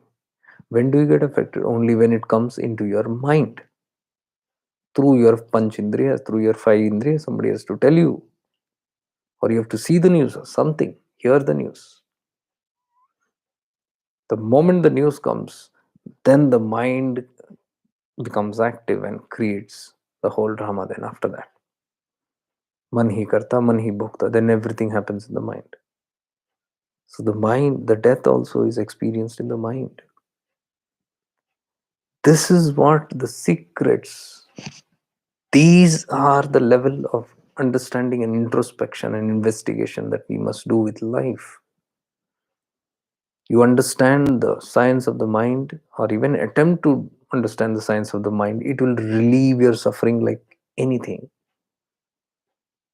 All the sufferings happen in the mind. All the challenges were like what we mentioned just now. How challenging, everybody said, so much challenging, always difficult, this, that. If you observe very carefully, all these challenges are happening in the mind. Because all these so-called challenges, whatever you called as challenges, it's not there in your sleep. Please understand that. Why? Because during the sleep, the mind is absent. The moment you wake up, the mind wakes up.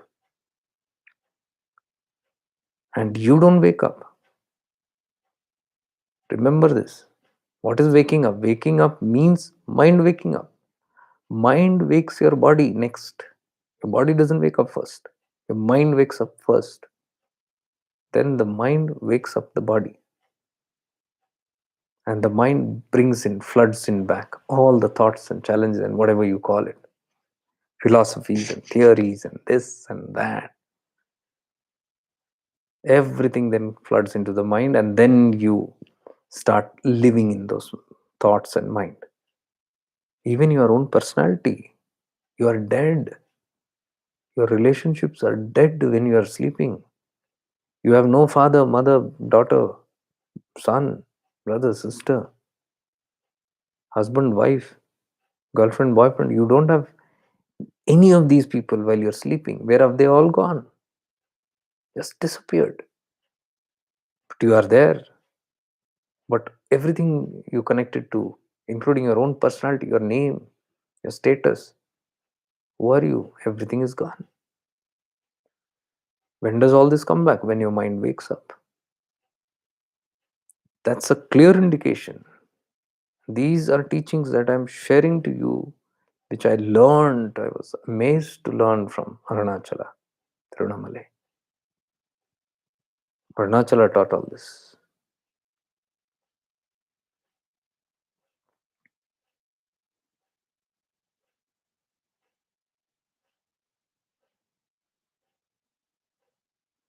And that's the reason I share this. Because it gave me so much of clarity, which I never got in my whole life. And I was brimming to share it. And I'm doing the same. Because the moment you move away from the mind, which is what I call precisely shifting into awareness. Shifting means moving away from the mind. Shifting from your mind to awareness is shifting into awareness. You don't have to even worry about am I in the mind or have to leave the mind, nothing. The moment you are in awareness, you have to be in awareness. You cannot be in the mind. I've demonstrated this many times. In states of awareness, you cannot be in the mind. And if you are not in the mind, all these things just eradicate. Only if you want to think of these concepts and things what we are talking today about, it's your decision. You have to drift back to your mind for all these things to happen.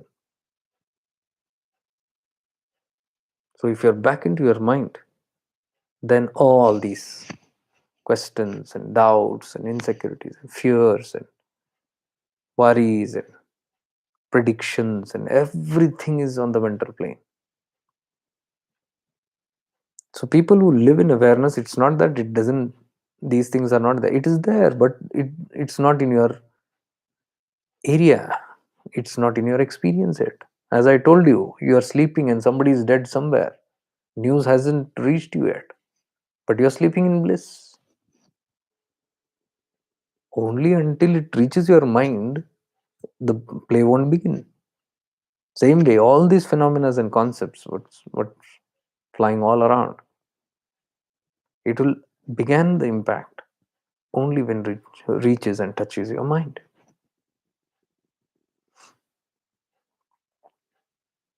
If it doesn't touch your mind, mind you, you're not even aware of it. Now we are talking here about doom and gloom.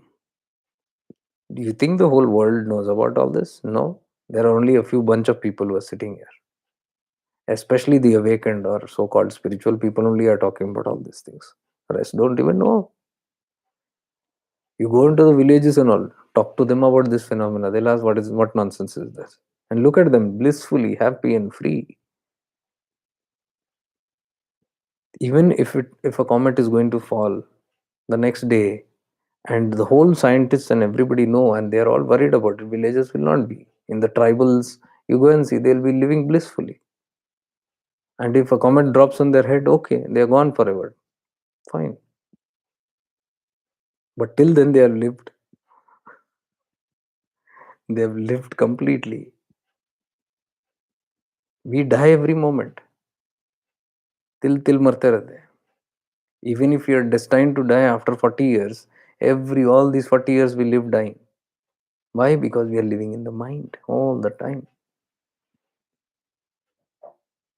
Those who don't live in the mind, look at them.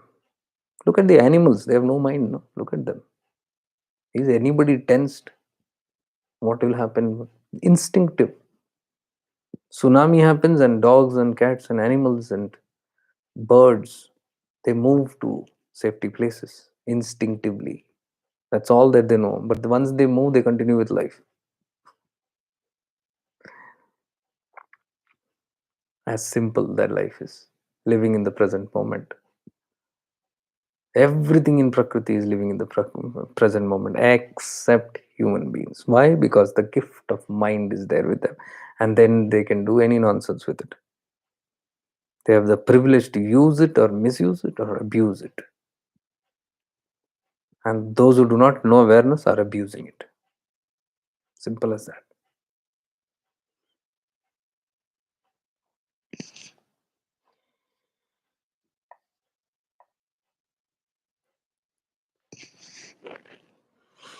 So your whole struggle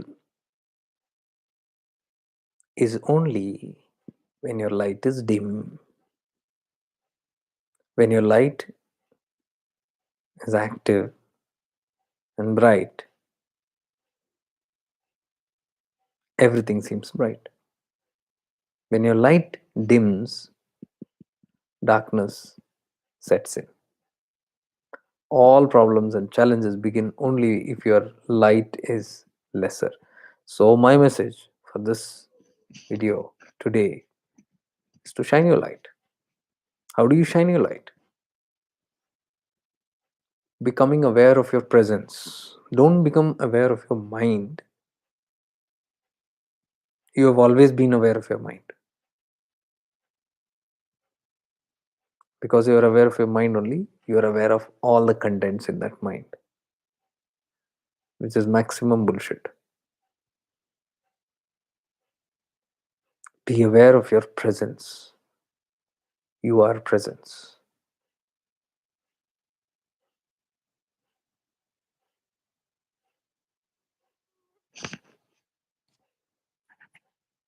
Next 10 or 15 minutes, I just want to bring your attention and awareness into your own presence. Once you end this session, also go back and sleep in that presence. Just with this clear understanding that choice is yours whether you want to address all these things in your mind, whether you want to address all the curiosities of your mind, which is never ending, because I told you it's infinite out there. There's something always to be worried about. There's something always to be worried about if you're in the mind. If you are not in the mind, even if there is loads of things in your mind, there's nothing actually to worry about, because you're not in the mind. You're not there anymore. You're not addressing to anything in the mind. Only when you're present in the mind can you sit addressing to all that, answering, being responsible to all those thoughts and feelings and emotions which have nothing. The Mahatma said, if Maya, if illusion is a bubble,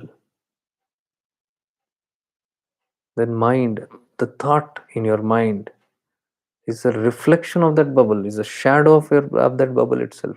That bubble itself is false. Bubble can be pricked, broken anytime.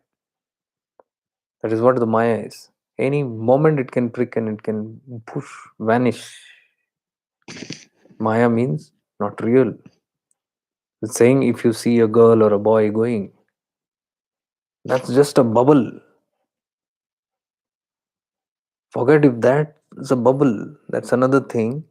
But the thought generated in your mind about that girl or boy, this thought is just a reflection or shadow of that bubble. Bubble itself is fake. It can burst anytime. Now imagine the photocopy of that, the shadow of that. How powerful is that? Nothing. It doesn't absolutely exist. But we create castles out of these sand particles. So these are what demands the investigation of people who are very serious on the path. Our investigations must go more towards this. It's very unfortunate that being spiritual, our investigations still end up in the mind and we analyze so much in the mind. We want to go more into these details of the mind, which is never ending and you can never get relief from it. Imagine thinking in the mind all the time. Oh, there is an impending doom, there is an impending doom, this might happen, that might happen. Every single day you're doing. And then out of that fear, you keep on doing something. Oh, that might happen.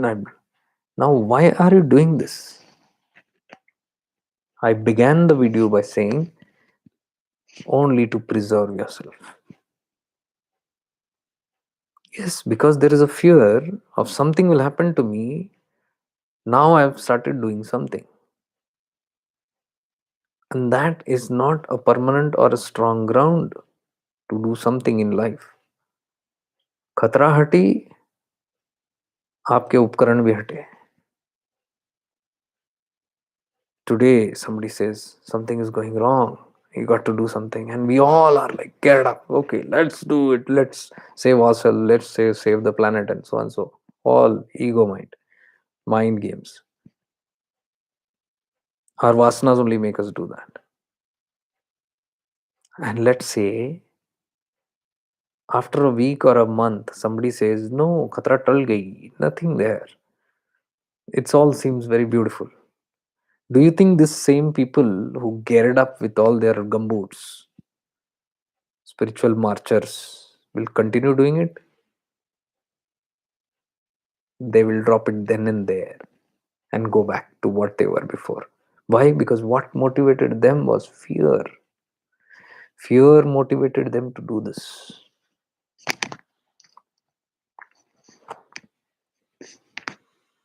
What is motivated by fear is never permanent. It's all temporary bargains. A child that studies or does the homework for the fear of stick is different from a child that is self-motivated. 1 second.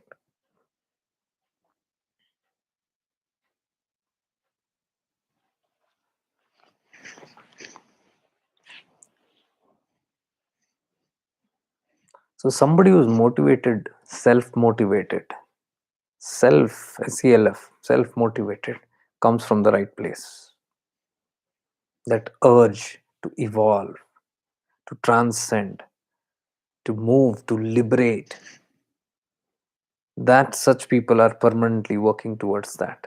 Whether there is a gloom or there is a doom or there is brightness, that person will never stop. When things are going good also, that person is working towards liberation because it's clear. Everything is crystal clear. Just 1 second.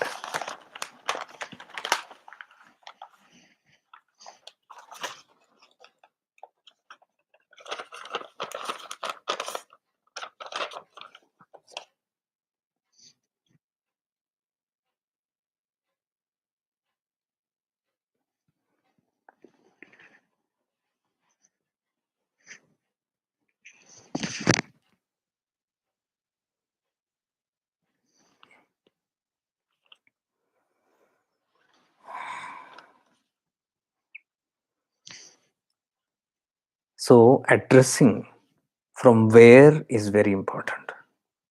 The message of today is to address it from your awareness. Don't address it from your mind. If you address it from your mind is very cunning. It will start playing all kind of games again and again, something or the other, all the time.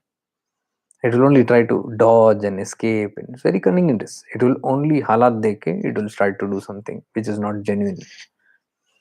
So I don't believe in any kind of motivation that is based on fear. My master only taught this. Two things: greed and fear. Don't fall for it. Any kind of motivation, any kind of thing, even your devotion, your practice, whatever you do out of greed, don't do it. Out of fear, don't do it. Anything other than this, you do it. So here right now, if we are fearing and we are trying to do something, take measures. We are not here sitting here discussing, oh, there is some time coming, okay, let us get up and now at least, come on.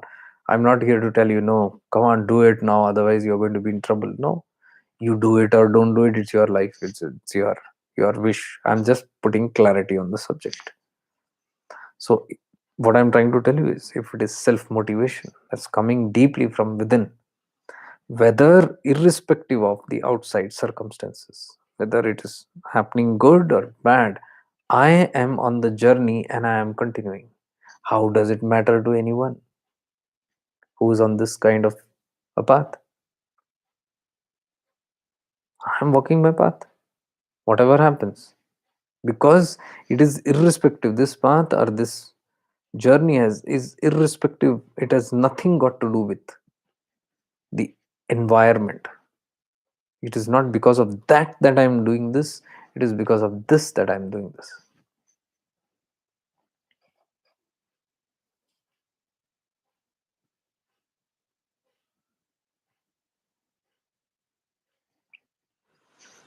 So the simple solution that I'm telling you, solution not to change the circumstances, of course, that is secondary. That will always change with our kind of impact. What we do today, what we are doing right now, that will certainly add on to the consciousness of the planet. So, as conscious beings, as beings of awareness, we don't want to add fear into this collective consciousness. There's already so many who are scared.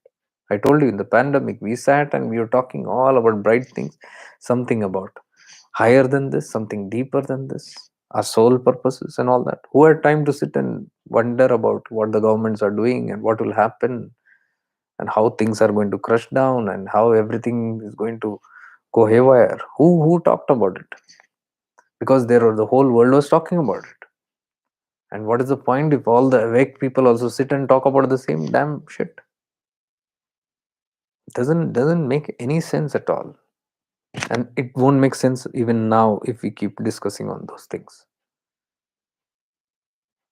So the whole idea is, whatever happens outside doesn't matter. What is our goal? We are trying to align. We are trying to purify. Why? Because in purification, we liberate from all this nonsense. Why are we getting impacted by all these things that's happening? Because we are part and parcel of this whole cosmos. Why? Because we chose to be here. We played out something in the past that brought us here again and again. And if you come here again and again, you have to be affected by all these things happening in the planet. So, what is wise? Do you want to play the game again and again here? The wiser ones will say, no, this damn thing, I've been doing it every lifetime. And some or the other challenge is always there. All the time you come and fall for this. All the time I fall for this. Every lifetime I say, no, no, and again I fall for this. Whole system again, I go into it. And I live in fear and worries and stress and all that stuff. Do I want to continue with this? No way. So I have learned my lesson. So if I don't want to it, what do? I get rid of the reasons why I got stuck here. Karma is one. Karma brought me here. Though I become now very conscious and aware of my karma, What if I do? I will not come back here and get more entangled into all these things, because now I know it's cause and effect. So I'll be more aware of the cause, because I know I did things in ignorance. I didn't do it purposely in my past. Ignorance. Ignorance means absence of awareness. Now I don't want to repeat that. So I am an aware being, conscious being, aware and conscious of everything that's happening to me. And when I'm aware, I'm eradicating all the chances of coming back and falling into these kind of circumstances again and again. Is बार तो हो लिया, why create another one? This is intelligence. This is buddhi. This is evolution. And once you get this very clear, then all that you know is you are working towards the eradication of all these things that brought you here in the first place. You are working towards becoming more conscious and aware. And as you become more conscious and aware, you start enjoying the freedom that you get in it. You already start getting the glimpses of freedom. So you know now, with a little glimpse itself, I am so free. How will it be to become completely free? That is when you get motivated to move towards what is called as moksha or liberation, complete freedom, towards complete freedom. And you will see the results of those who are working towards awareness. They are free beings. Their nature is very free. The nature itself is free. Free beings. They cannot be controlled. They cannot be caught under. Controlled by any systems, any dogmas, any philosophies, any things like this, any controversies, any stuff. Why? Because they chose to be free. That's freedom. You choose to be free from all these things that you were once upon a time stuck in. Now you choose no more, because your nature is free. I wish to be, I long to be free from all these things. To be free means what? What is it that bonds you? Understand that first. What is it that bonds you first to be free? Your mind bonds you. Your mind is the cause of all the bondages in this lifetime. Everything, anything you name, your mind is the cause of bondage. So free means freeing yourself from the mind. As simple as that. Freedom, I mean freedom from living in the mind. Free from the clutches of the mind. When you're free from the clutches of the mind, you can be free. You cannot be free until you free your mind. Freeing yourself from one place to the other, one system to the other, is not going to free you.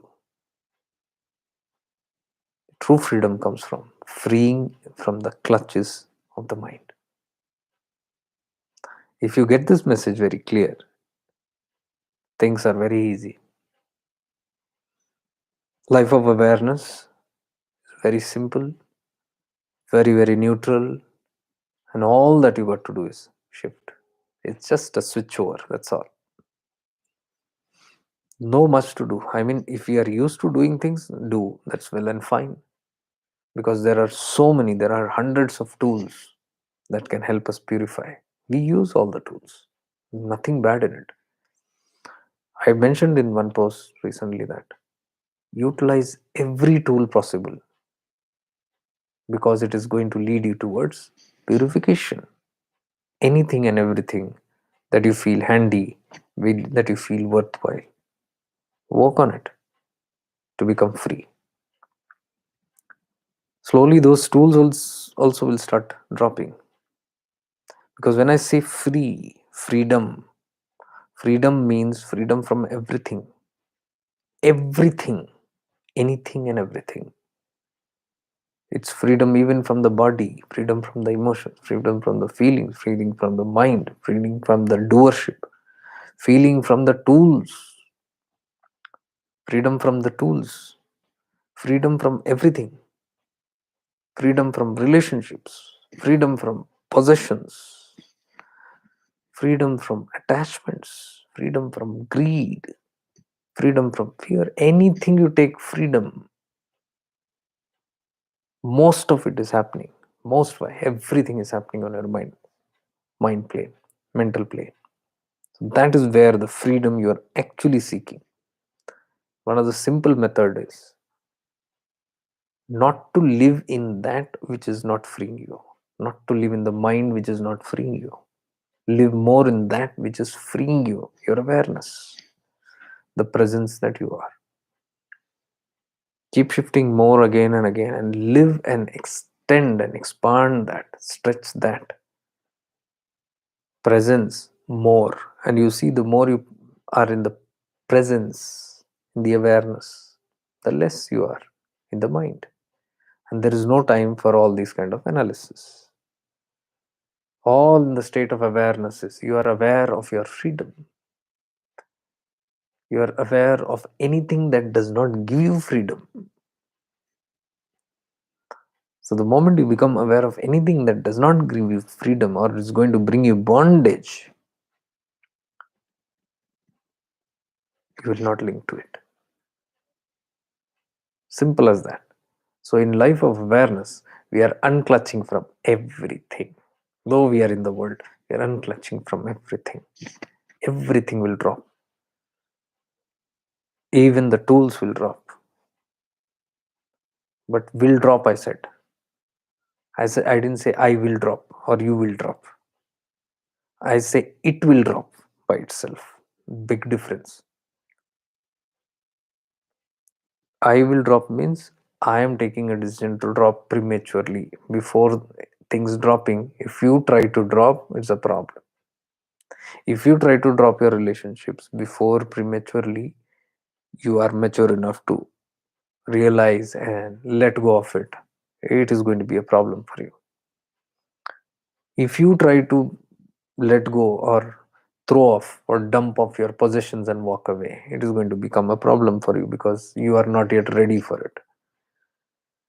So what you forcefully do is still there. The bondage is there in the mind. It will pull you back. So you got to be very careful on not doing anything prematurely. It has to happen on its own. Till it happens on its own, the only work is to purify. With whatever tools you want, you do it. With your awareness, you do it. Whichever way you do it, doesn't matter. The whole thing is freedom. Freedom from everything. And that everything includes these concepts also, what we are talking. Freedom. Freedom from that also. That is the eternal and permanent freedom that you get. So I was telling you, if you just become aware of your presence that you are, you'll start living in that presence. Live more in the presence. What is your presence? Now you are there. Where are you? All that you can ascertain and all that you can tell is, I am there in this body. Just become aware of yourself. Instead of me saying, you are not the body, you are not the mind, I'm just saying, become aware of your presence. You are a presence, a shapeless, formless presence in this body. Become aware of it. You cannot identify it with the body because you are not in one particular place in this body. You are not just in the head or in the hand. If I ask you where you are, impossible to identify that way. You are there everywhere. If I ask you where is your mind, you cannot say it is here because your mind can be right now even in your toes. You're all over. Every part of you has a mind. Every part of you is completely aware. The presence is there throughout your body. You are there in your body. You are even there out of your body in your Sukshma Shariras because you are aware of it. This whole area is yours. Become aware of that presence. Who is the one who is seeing through those eyes? Become aware of that being. You are not the eyes. Surely you are not the eyes. But you are someone who is seeing through these eyes. Just become aware of that presence.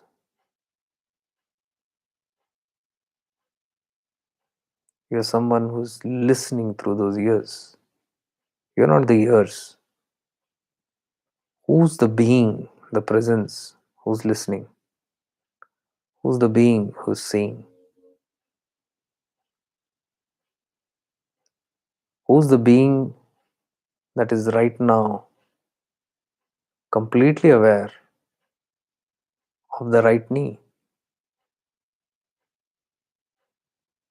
Become aware of the right knee.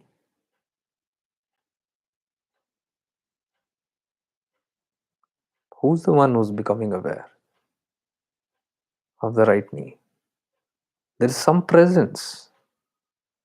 I'm not even going telling this is soul or this is self, nothing. Some presence is there. Some presence is there. And it's a formless presence. It doesn't have a form.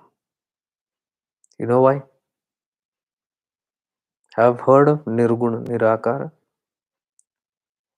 Nirakara. It doesn't have a form. It is just a presence. It is present in the body. It is aware of the body. It is aware of the mind. It is aware of the things in front of you. The cell phone. Something is aware of the cell phone. Something is aware of the clothes on you. Something is aware of the surroundings that you're sitting in. The air that you breathe, something is aware. That presence is aware of everything all around. That presence is you, the real you. When you become aware of your mind, you get into the ego mode. Ego becomes active. Till the time you don't get into the mind, you are just pure presence, the pure you. The moment you, the presence, becomes aware of the mind, immediately it becomes aware of its contents. You have a name then, you have a form then, you have an identity, you have a personality, you have problems, you have relationships, you own something. All that is where in the mind. The moment the awareness, the presence is just aware of its own presence and the life around it, the life in the body, life around the body. When it just becomes aware, it has shifted from the mind. It has shifted into awareness. That is shifting into awareness. When you shift into this awareness, you try to stretch that awareness of you, the presence. The presence is becoming aware, and the presence remains in awareness. So that presence is living completely, joyfully, carefree, completely neutral, completely witnessing. The presence cannot do anything. Presence can only witness. Why? You are that Nirguna Nirakara. Who is the witnesser? You are the child of that witnesser. So you witness things. Same quality. Nirakara. No form. No quality. This presence has no quality. Where are the qualities? Your mind. The gunas belong to the mind. The moment you connect to the mind, gunas become active.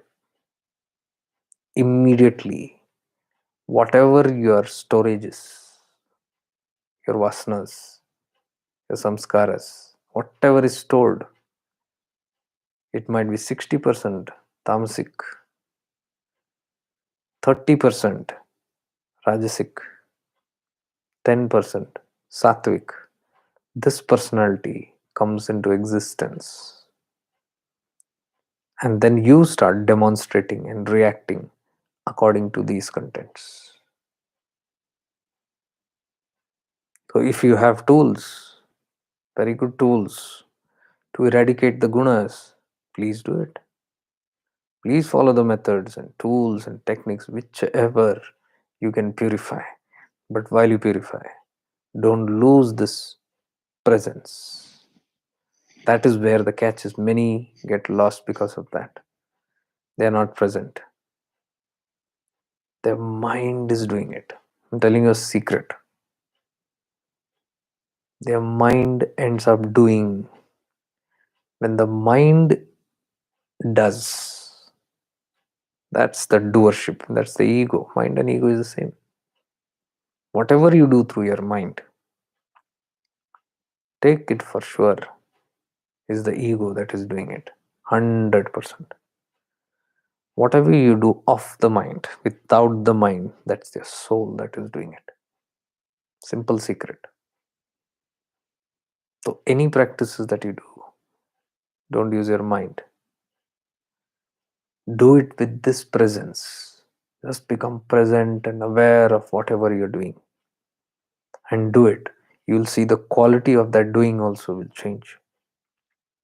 The quality of the technique or the method also will change because it will be fully conscious now. Very powerful. All those modalities can be very powerful because you're using all those modalities to clear off the gunas. What is the purpose here? Nirguna. To nullify the gunas. So, any methods you do, even it can be as simple as simple chanting, mental chanting that you're doing is all working towards eradication of the gunas. The more you nullify your gunas, the faster your purification and the easier the transitions, the easier to live off the mind. If you can use introspection, that also is a tool. If you can introspect, inquire more of who you are, where this awareness and where this presence is, and become more active and present, being aware of your own presence, that also is a very powerful path. If you can do it, it may not be everybody's cup of tea because the mind is used of so much of doing. So there is no problem in that manner.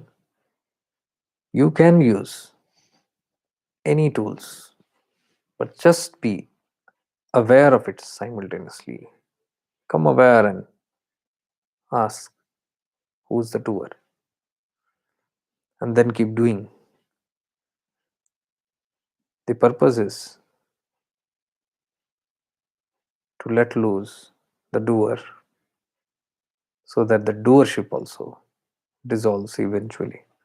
The more you become aware of the presence, the doing and the doer loses its grip. It becomes dissolving. The more you stay in presence. The whole idea is to take you away from the mind and ego and place you more in your presence. That's in your soul, the self. When you realize, I am this presence,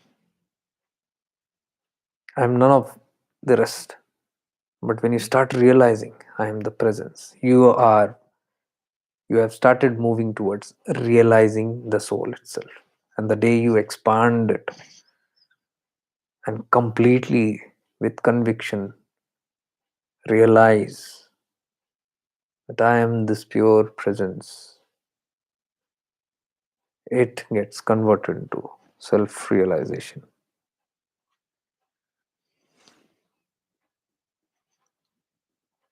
I don't want to put too many names to that or tags to that self realization, because then the goals will become to achieve that. There's nothing to achieve.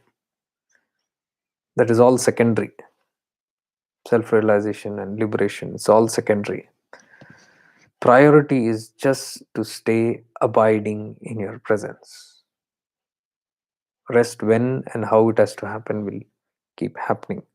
But for that, the ideology has to be very clear about all these things. In case you have joined this live late, I would recommend you to see the whole video from start, because we have covered it in depth, little by little, penetrated deep, and finally to this last stage I came to making you aware of the presence. So you will see that in the last half an hour to 1 hour, we never talked anything about predictions. And the whole idea was, the whole live session was on that. What will happen? What are the challenges? See, you see, when you start living right now in the last half an hour, if you see, we were so much just in the presence. You are not bothered. You're not interested to know about that. What will happen? How it will happen? The worries, where it went last half an hour. You can see the more you float in your presence, you will not be interested anymore in your mind activities. And these are all the games of the mind. If I would have told you in the start of the video, you would have called me boring, or you would have not trusted me, what I'm saying, or you would have called it just a bhashan. It's not bhashan. I mean it. So when you experience that slowly, you will see that. And this is not just for this particular prophecy, it's for any damn situation of life. If you start moving towards your presence more and more, you will get habituated by this. The idea is to keep doing this with through doership itself, no problem, until the doership keeps losing, and then this becomes a natural thing in you. Shifting into awareness is very natural then. I told you, shifting into awareness is only a practice. The idea, the aim is to live in awareness. But before living into awareness, we got to remember to shift into awareness, because we have drifted into the mind. So whenever you go into the mind, my duty here on this platform is to remind you, my dear, that what you're talking is all about the mind stuff, like today's life. We began with that. Slowly, I will remind you and take you back into that awareness stuff. So, any problem this way that happens, the whole idea is to keep shifting. Remember to keep shifting. So, you'll see that somebody is asking any questions, I will remind them about awareness and shift them into that. And that's where the thing starts working out. Because, see, first, when you move into this awareness, when the mind drops, stress drops, worry drops, tensions drops, thoughts drops. These are all the culprits which does not allow you to live a very peaceful, contented, happy, cheerful, normal, simple life. These are the fundamentals of life. Happy, contented, simple, peaceful, normal life is what everybody wants. And that cannot come in the mind. You have to live away from it. So the whole solutions you see lies in this. Anything that you want to do, it will be easy first when you calm your mind. Calming the mind, we try to go into the mind and then calm the mind, which is why we fail. Oh, I'm so stressed, I'm so worried, so much of thoughts. What do? We call up a friend. And what does the friend do? He or she talks to you. And where does the talking, hearing, analyzing, listening, reacting happens? Mind is only boosted in that. That is why when we sit with such topics, what's going to happen? Where is this charcha? Where is this conversation? Now I begin something. Where is all this talk going to happen? Or where is all this WhatsApp messages going, or groups going, or people are talking about, thinking about it? Where is all happening? It's all happening in the mind. So what I have done is I have only enhanced that faculty of yours, which is the problem and the culprit first of all. And there can be no solutions that will come from your mind. Solution mind will only give you trouble. The more you think about it, converse about it, talk about it, analyze it, you'll see the more you're stuck in it. Because you cannot use the culprit to get the solution. Solution lies in moving away from the mind, leaving the mind alone. When you leave the mind alone, when you don't participate in its games, the whole games settle down. They start collapse down because there is no audience.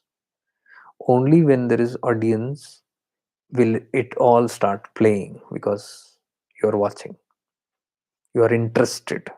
If you're not interested, there are no performers in your mind. So all the so-called performers which are coming from your samskaras and karmas will start becoming inactive. And the more inactive they are, they will perish. The law of biology law says anything that is not used in nature perishes. Like the tail of human beings, if you see, I don't know. Like the long giraffe necks, it used and used and used and used to stretch itself out. The amphibians who lost their tails as a part of evolution, because the tails were never used by the amphibians, so which was not used was automatically discarded by nature. That's how nature works. Whatever you don't use for a long period of time, it perishes. Similar are the contents of the mind.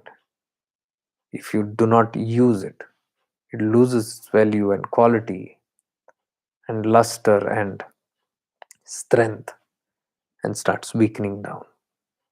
That's one way to not support the mind and to dissolve the mind. One easy and yet very powerful way. And these are not small techniques or methods. These are methods used by giants like Mahavira, Buddha, and many other. All the Tirthankars maximum use this.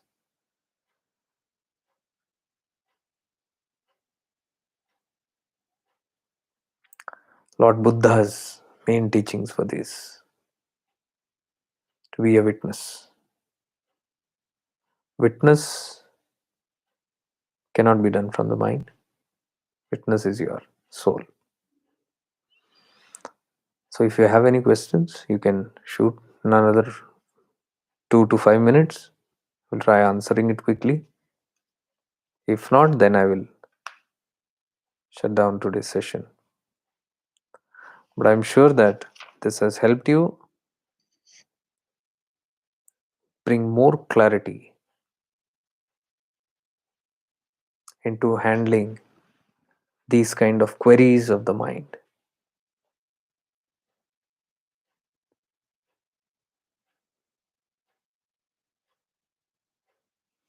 There were many other queries like what if, what if, what if. Somebody said we looked into, we saw some videos of time travelers, and they have been to few decades ahead, and then they see there is no one surviving on this earth, and all of them are talking about 2027, which is a 7-year phase after post pandemic. It's a very natural phase that the earth is going through, but everybody has their different philosophies. There are thousands of theories floating around because everybody is perceiving things according to their own ways. Even this actually began this year 2021 to year 2027. All this began with the second coming of Christ. Prophecies began back then. I was seeing where they say the return of the second coming of Jesus is in 2027, and they have good philosophies or ways they are trying to show it out. Now, if Christ comes or if Christ consciousness comes, both are welcome. I would love to embrace if Jesus Christ comes. At the same time, I would love to embrace if Jesus Christ consciousness comes, Christ consciousness comes, whatever it means. My idea says it's the second coming of Christ is the Christ consciousness, and that can already be seen. Krishna consciousness, all the rise in consciousness.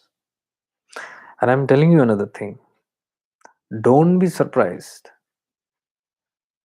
Forget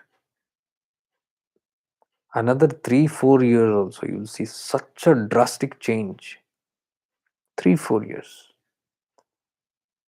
So this is 23. But 25 and 26 also. You'll see so much of widened consciousness. We can't fathom it. I don't know how the modalities will change, but certainly there will be an upsurge of consciousness. What I am talking right now here, I never thought it was possible. Even just 5 years back. 5 years back, even 4 years back, I never knew this is my forte and this is what I'm going to be doing. I never had any idea of it. These things are spikings from the consciousness. You are ready, you are uplifted, you are thrown into that space.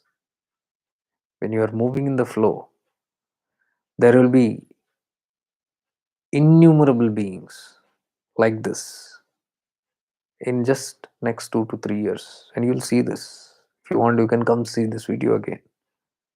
I will have told this. You can call this a prediction, whatever.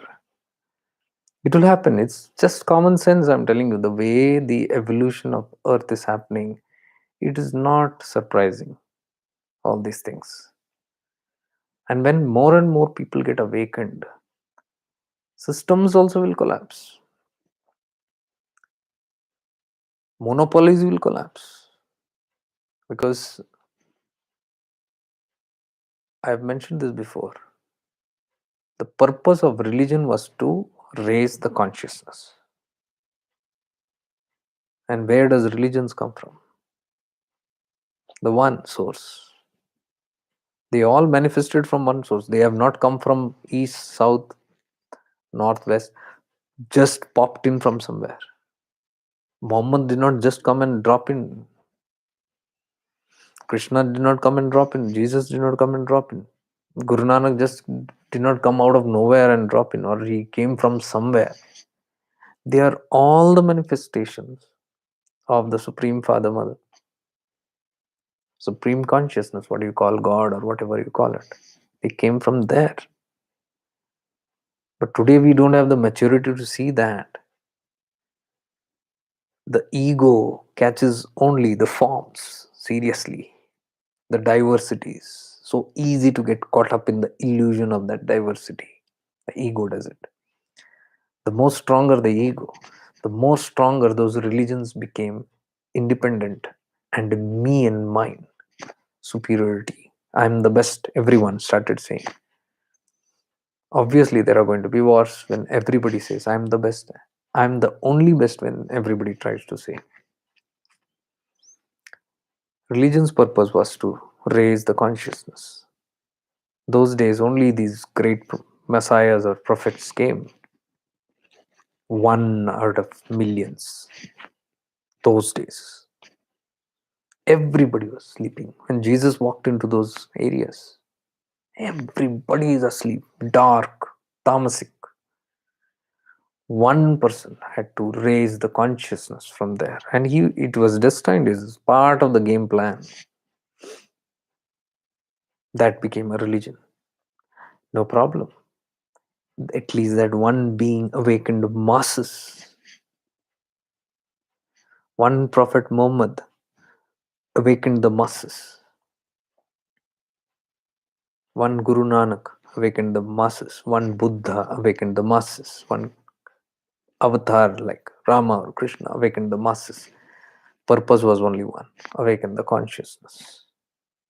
That's another story, that after awakening of consciousness, the ego also had its own clutches, and that manipulated these systems in its own way. And then there was a fight, and then it got off track, and then it was not with the flow anymore. All those things happened, but the plus point was all these awakened, which was almost dead, something started rising up. At least they become aware of a higher cause. At least they become aware of something called God. Even if they saw it in stones or something, the fear made them alert, made them human, made them awaken, question their own purpose. Then the same religions, each religion sent their own different more people, awakened people in that. So can you see, 5, 6, 10 Guinea Chune out of all the millions of population, billions population, only these were awakened. And it took so many centuries for the awakened mass consciousness. Now, when this becoming more corrupt, when it all reaches a certain kind of saturation, then it has to evolve further. And if it gets stuck there in the me and mind syndrome, slowly spirituality movement began. What happened in that? People directly started becoming enlightened. Previously, the consciousness pumped in through one Messiah, and that Messiah pumped into billions consciousness. Through the mediator was just one. But as the consciousness raised and this Messiah went away and this started raising again, they became capable and worthy enough to receive it directly. Previously, they were not worthy, very low levels. So there was needed somebody at that level. But eventually, as the consciousness rose up and they became worthy, consciousness directly started working on them. And that is when every religion started surfacing evolved beings. Those who were worthy, they received the light, they grew up away from the religion. They grew higher than the religion. Where the religion was stuck, they moved out of it. When they moved out of it, they became awakened. They awakened more people around them. And that is how it overflowed and seeped everywhere. And that is what you can see, many people rising out of religion and becoming spiritual freedom, because religion has its own bindings, dogmas and principles, control systems, manipulation systems. Awakened beings, freedom, what I said, free beings, they got free from it, became spiritual. As this movement caught up, many spiritual heads started establishing. Gurus came in, the masters, they all started arriving on the planet. Previously, there was only one Messiah for millions. Now, for group wise, whoever was available, depending on their eligibility and worthiness, the consciousness fed them, filled them with light, made them worthy and ready. And they again went and woke the masses. Many gurus, many masters simultaneously all over the planet, all initiated by Bhagwan Dattatreya, Lord Dattatreya. The plan from there it was initiated to everybody. And small groups, maybe thousands or lakhs, started getting affected and they started growing. Now it became more easier and powerful because lesser crowd had individual attention. It is just like a school previously having only 10 teachers in 10 different standards, 10 grades, 10 teachers, 10 professors. How difficult if, say, one class was 50 people, how difficult to handle. If more teachers come in, how easy. 5 subordinates in a class, they take 5 different subjects or handle 5 different group of people. 50 people can be segregated into 10 each handles, so the amount of handling becomes easier. Can you see that? The approach is easier, the attention given is easier and faster, more deeper, more benefit. Same way in spirituality, it happened, more masters came in and the whole population was spread into different groups. So all these different groups were according to individual tastes and flavors.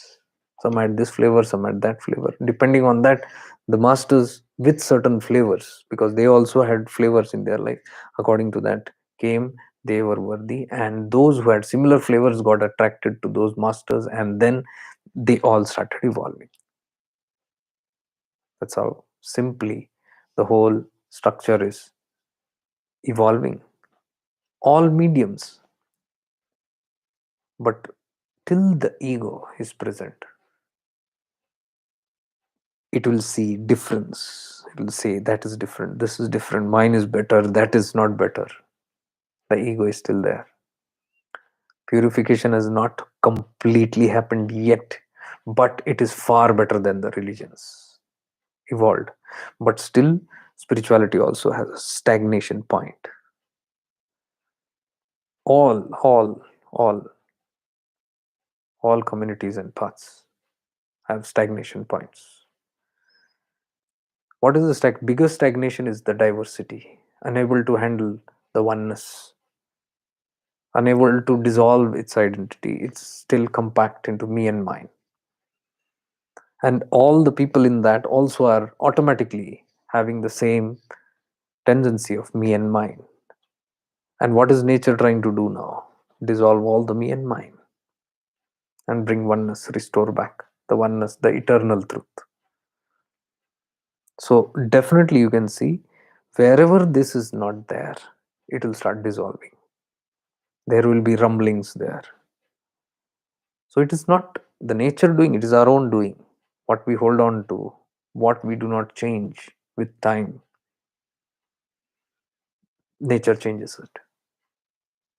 And then more people becoming available and worthy from each and every sector.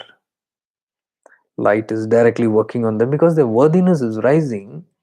Now light is able to directly access to them. So you can see so many people are awakened now. You look at YouTubes and Facebook, so many people are doing light work. So many are awakened. So many are awakening the others, sharing their light with others. What's happening? The same phenomena is happening. Now the light is accessing directly. It's not about we doing anything. It's a natural process. When the time is right, it's happening on its own. That is why I said, looking at this phenomena, which these are all the observations that I had in my past few years. You'll not find this in the book, what I'm talking, anywhere. You'll not find it on the internet also, what I talked. Check it out if you want. It's coming from here. So when these are rising again and again, more are getting purified on based on this thing only I said, just watch another 2 to 3 years. There will be so many awakened and simultaneously awakening each other. And that is one precise reason I said help each other, because that's the current funda. Things change, principles change, dogmas change. It doesn't go by the old way system. Grandfather time told, so we are following our grandfather. No, with era it changes. With the current state of consciousness, things changes. What I'm seeing is right now what I'm telling you. Right now, the consciousness is such that it is seeping into everybody directly.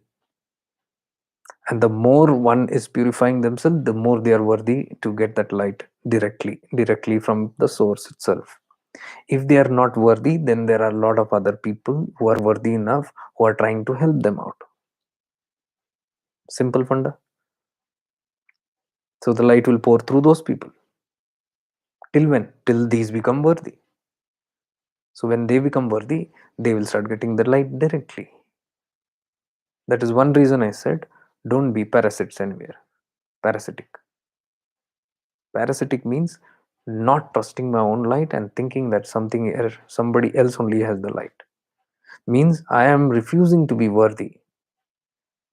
But if I know I am worthy, then I will prepare myself. I will have more confidence in myself, and I will seek the light myself.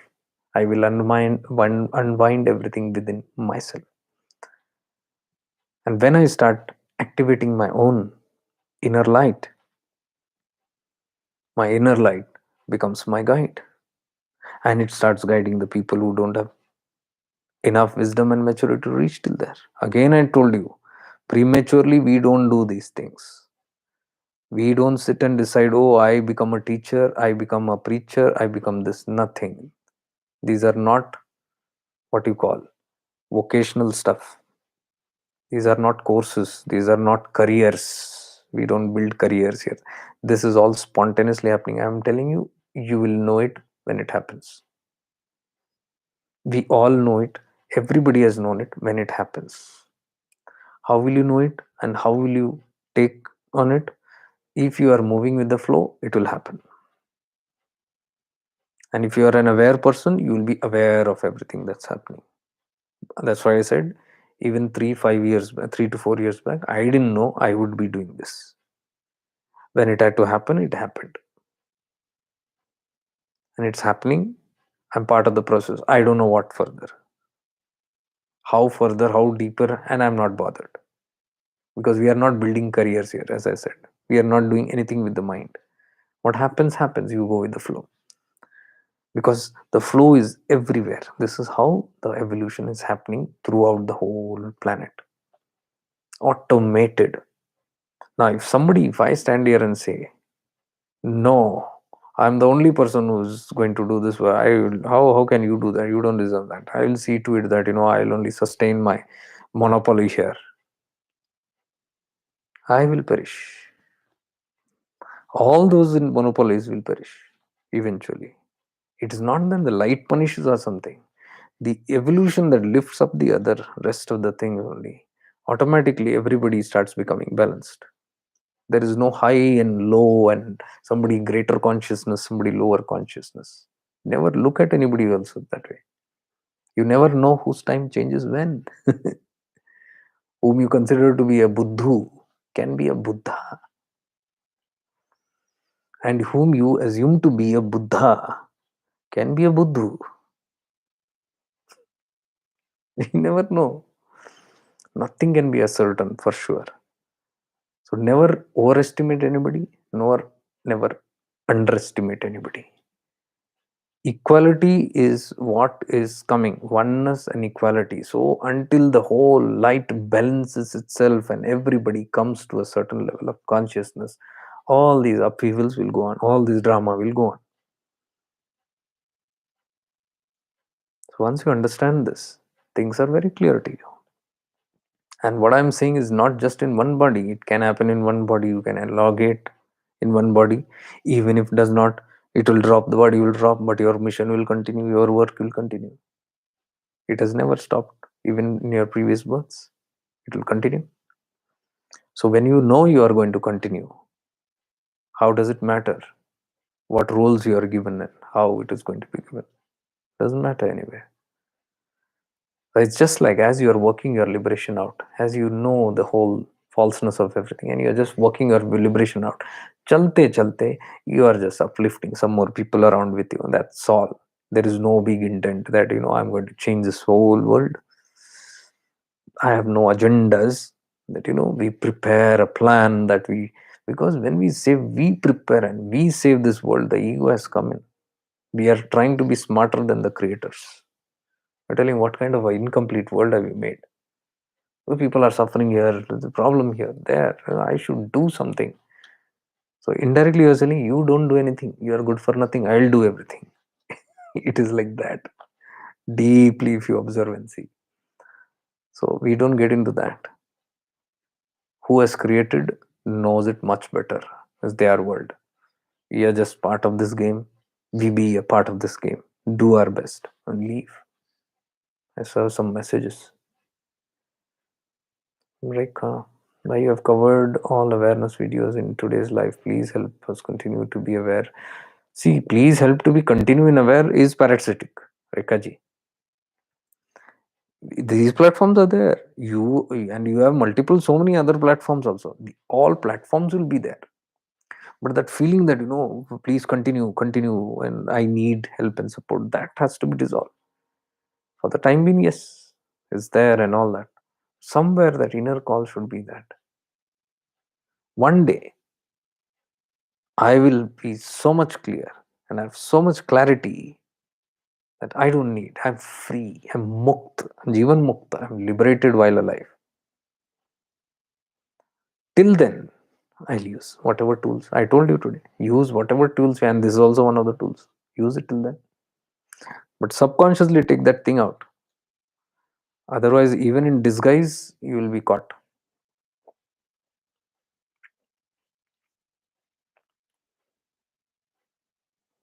Very practical, helpful, Ji. Thank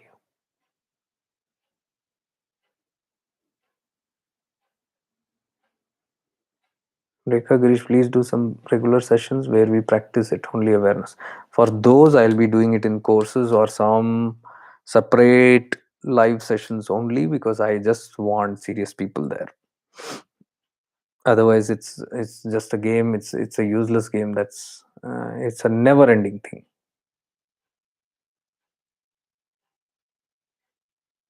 You know what happens is, now also I have people who write to me and they say, "Can you explain this Bhaiya to me and how this works?" And then I see, oh my God, what the question that's been asked is, I have almost told in so many sessions. So I come to know that person is not a regular person here. Not regular means not serious, according to me. Because if somebody is serious to get into it, they will do manthan, churning and deepening and deepening and deepening. That shows the seriousness. And people who are very consistent and have been following these platforms know the basics, they know everything they know. And they are evolving, they're moving higher and higher, and the lower things they know, now they are floating and floating more, becoming more and more free from all these ideologies and concepts and things that have caught them. So as they become open, most of the answers come automatically to them. Somewhere they're stuck, and if they ask a question, just in the question I will know where they are, which point of evolution they are they risen about most of the, then it is easy for me to connect the dots. I answer them quickly, or I take the same subject and put it here in the life. It becomes easy. But if somebody who's not aligned, not there, and then they repeatedly come and ask me same questions, or sometimes they don't know even the basics of what is awareness, and then they start, please explain awareness to me. I'll say, go to the channel, or you can go home, or go to some other place where they can give you like this font, because it's all laziness. They are moving from one corner to the other, hitting their head and finding some quick solutions. It will not happen. So I don't want to really entertain, and I don't want such crowd in these places also. That is why all these programs I'm doing very limited. These lives also, I have, those who have signed up have got it. Okay, if you have signed up, okay, I've already sent messages from there, email or WhatsApp or whatever. All those things are very clear there. So we have only those people who are consistent. Step by step they can understand, so that I can talk deeper things into them. I don't have to sit again from ABCD and try to tell them everything. It will disturb the whole other people also. So that is why I thought, if I do any sessions or any kind of practice sessions which is very deepening and we're going to help or teach them, I will do it only. I will not do it in any open lives. That is why you have seen, and the latest lives I've not done any kind of such sessions. And many are just here, or they come, they don't come in live, but they come recorded just to see what's happening, just to keep updated or curious, or to pass this information somewhere else. Oh, this guy is up to this and he's doing that. All this nonsense also happens. I'm no more interested in all those things. So I want to keep it very localized. I will just update the serious ones, even if they are little bunch also. I told you, no agenda here. I don't have agenda to conquer this world and bring the whole people and transform the people and all. हमारे हाथ से जितना बनता है करके हम निकल जाएंगे. Yeah, Shabnam ji. Thank you then. So what I'm trying to tell you is, now, more than the practice is enough, but before you leave, just become aware of your presence. The same thing that you did a couple of minutes back, but then see, you missed it out. Again, we drift back to the mind. So you just become aware of your presence that you are. Surely, Punamji. Just become aware of the presence that you are. There are some satsangs that is done by some of my earlier friends from Rishi Gurukulam and others who are not associated with any path, some shifting into awareness people, they are calling. Uh, so I'm open to that also. Even if we have like 5-10 people also, no problem. Impactful it should be, and it should help people transform. So I have a couple of such satsangs coming up in Mumbai. That's in March. I think 3 or 4 sessions they have arranged. Single day. One is in Khar, one is in Ghatkopar, one is in Juhu, and one is on Zoom, and one is on the outskirts of Mumbai somewhere. They are planning it out somewhere in March. So those also I have not advertised or anything like that, because they are all satsangs, only just private. They are all local. They have arranged in that way. But if anybody is in the updated list, whoever has updated for the events, if anybody is in those areas and would like to come, certainly. It's only meant for those people who are very consistent on shifting into a and serious seekers. So I will inform you internally only on that also. Just become aware of your presence. You are inside the body, you're outside the body, you are a presence that is listening through the ears, you are the presence that is seeing through these eyes. Just become aware of this presence. Become aware of your whole body. You are not the body, you are inside the presence. You are present in the body. You're becoming aware of the body. It's like you're sitting there, but you can feel your presence running throughout inside the body. Every part you are, wherever you take your attention, in your body, outside your body, you are there. That's the presence. You are present in and out of your body. Become aware of that presence. Become aware of your clothes. The clothes are not you. The body is also not you. The presence is inside the body that is covered with clothes. Become aware of the presence that you are, that is present in this room, that you're sitting in. You are not the room, you are neither a body. You are the presence in the body, covered by these clothes, sitting in this room. Through the body, become aware of all your surroundings. Through your eyes, become aware of everything around you. This presence is watching everything. Become aware of that presence that is listening to this voice. Become aware of the presence that is seeing and nourishing. The presence is fully aware of everything that has been listened to, that has been absorbed by the mind. The mind is absorbing everything, the knowledge, the wisdom. The presence is aware of that also, the prakriya jo ho rahi hai. It is just aware, that's all. It's not judging, not having any opinions, just aware. The pure presence. Now, this presence will be there even when you go to sleep. Now, after you shut down, when you go to sleep, this presence is going to be there. If you can become aware of the presence, even after you leave from this live session, walk as a presence, talk as a presence, live as a presence. Sutras, I'm telling you, if you get this very deep into the core of your cells, it will help you a great deal. Walk as a presence, talk as a presence, listen as a presence, see as a presence, work as a presence,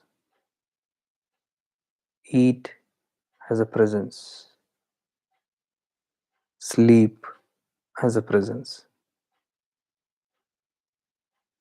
Ultimately, live as a presence. As much as you can, when you're living, live like a presence. Don't live like a personality. Don't live like a body. Don't live with any identity. Live like a presence.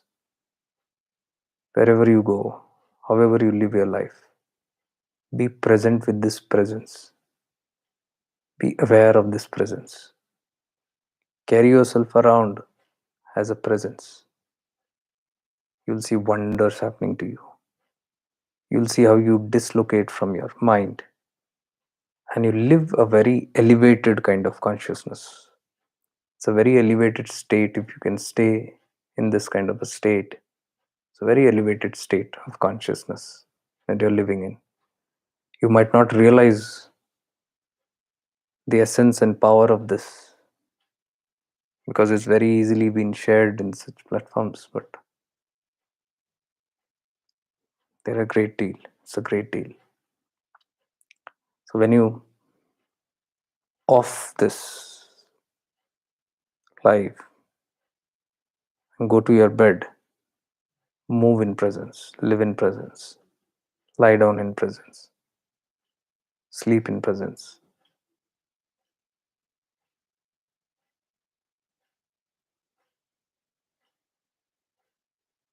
This is nothing but awareness. That presence is your awareness.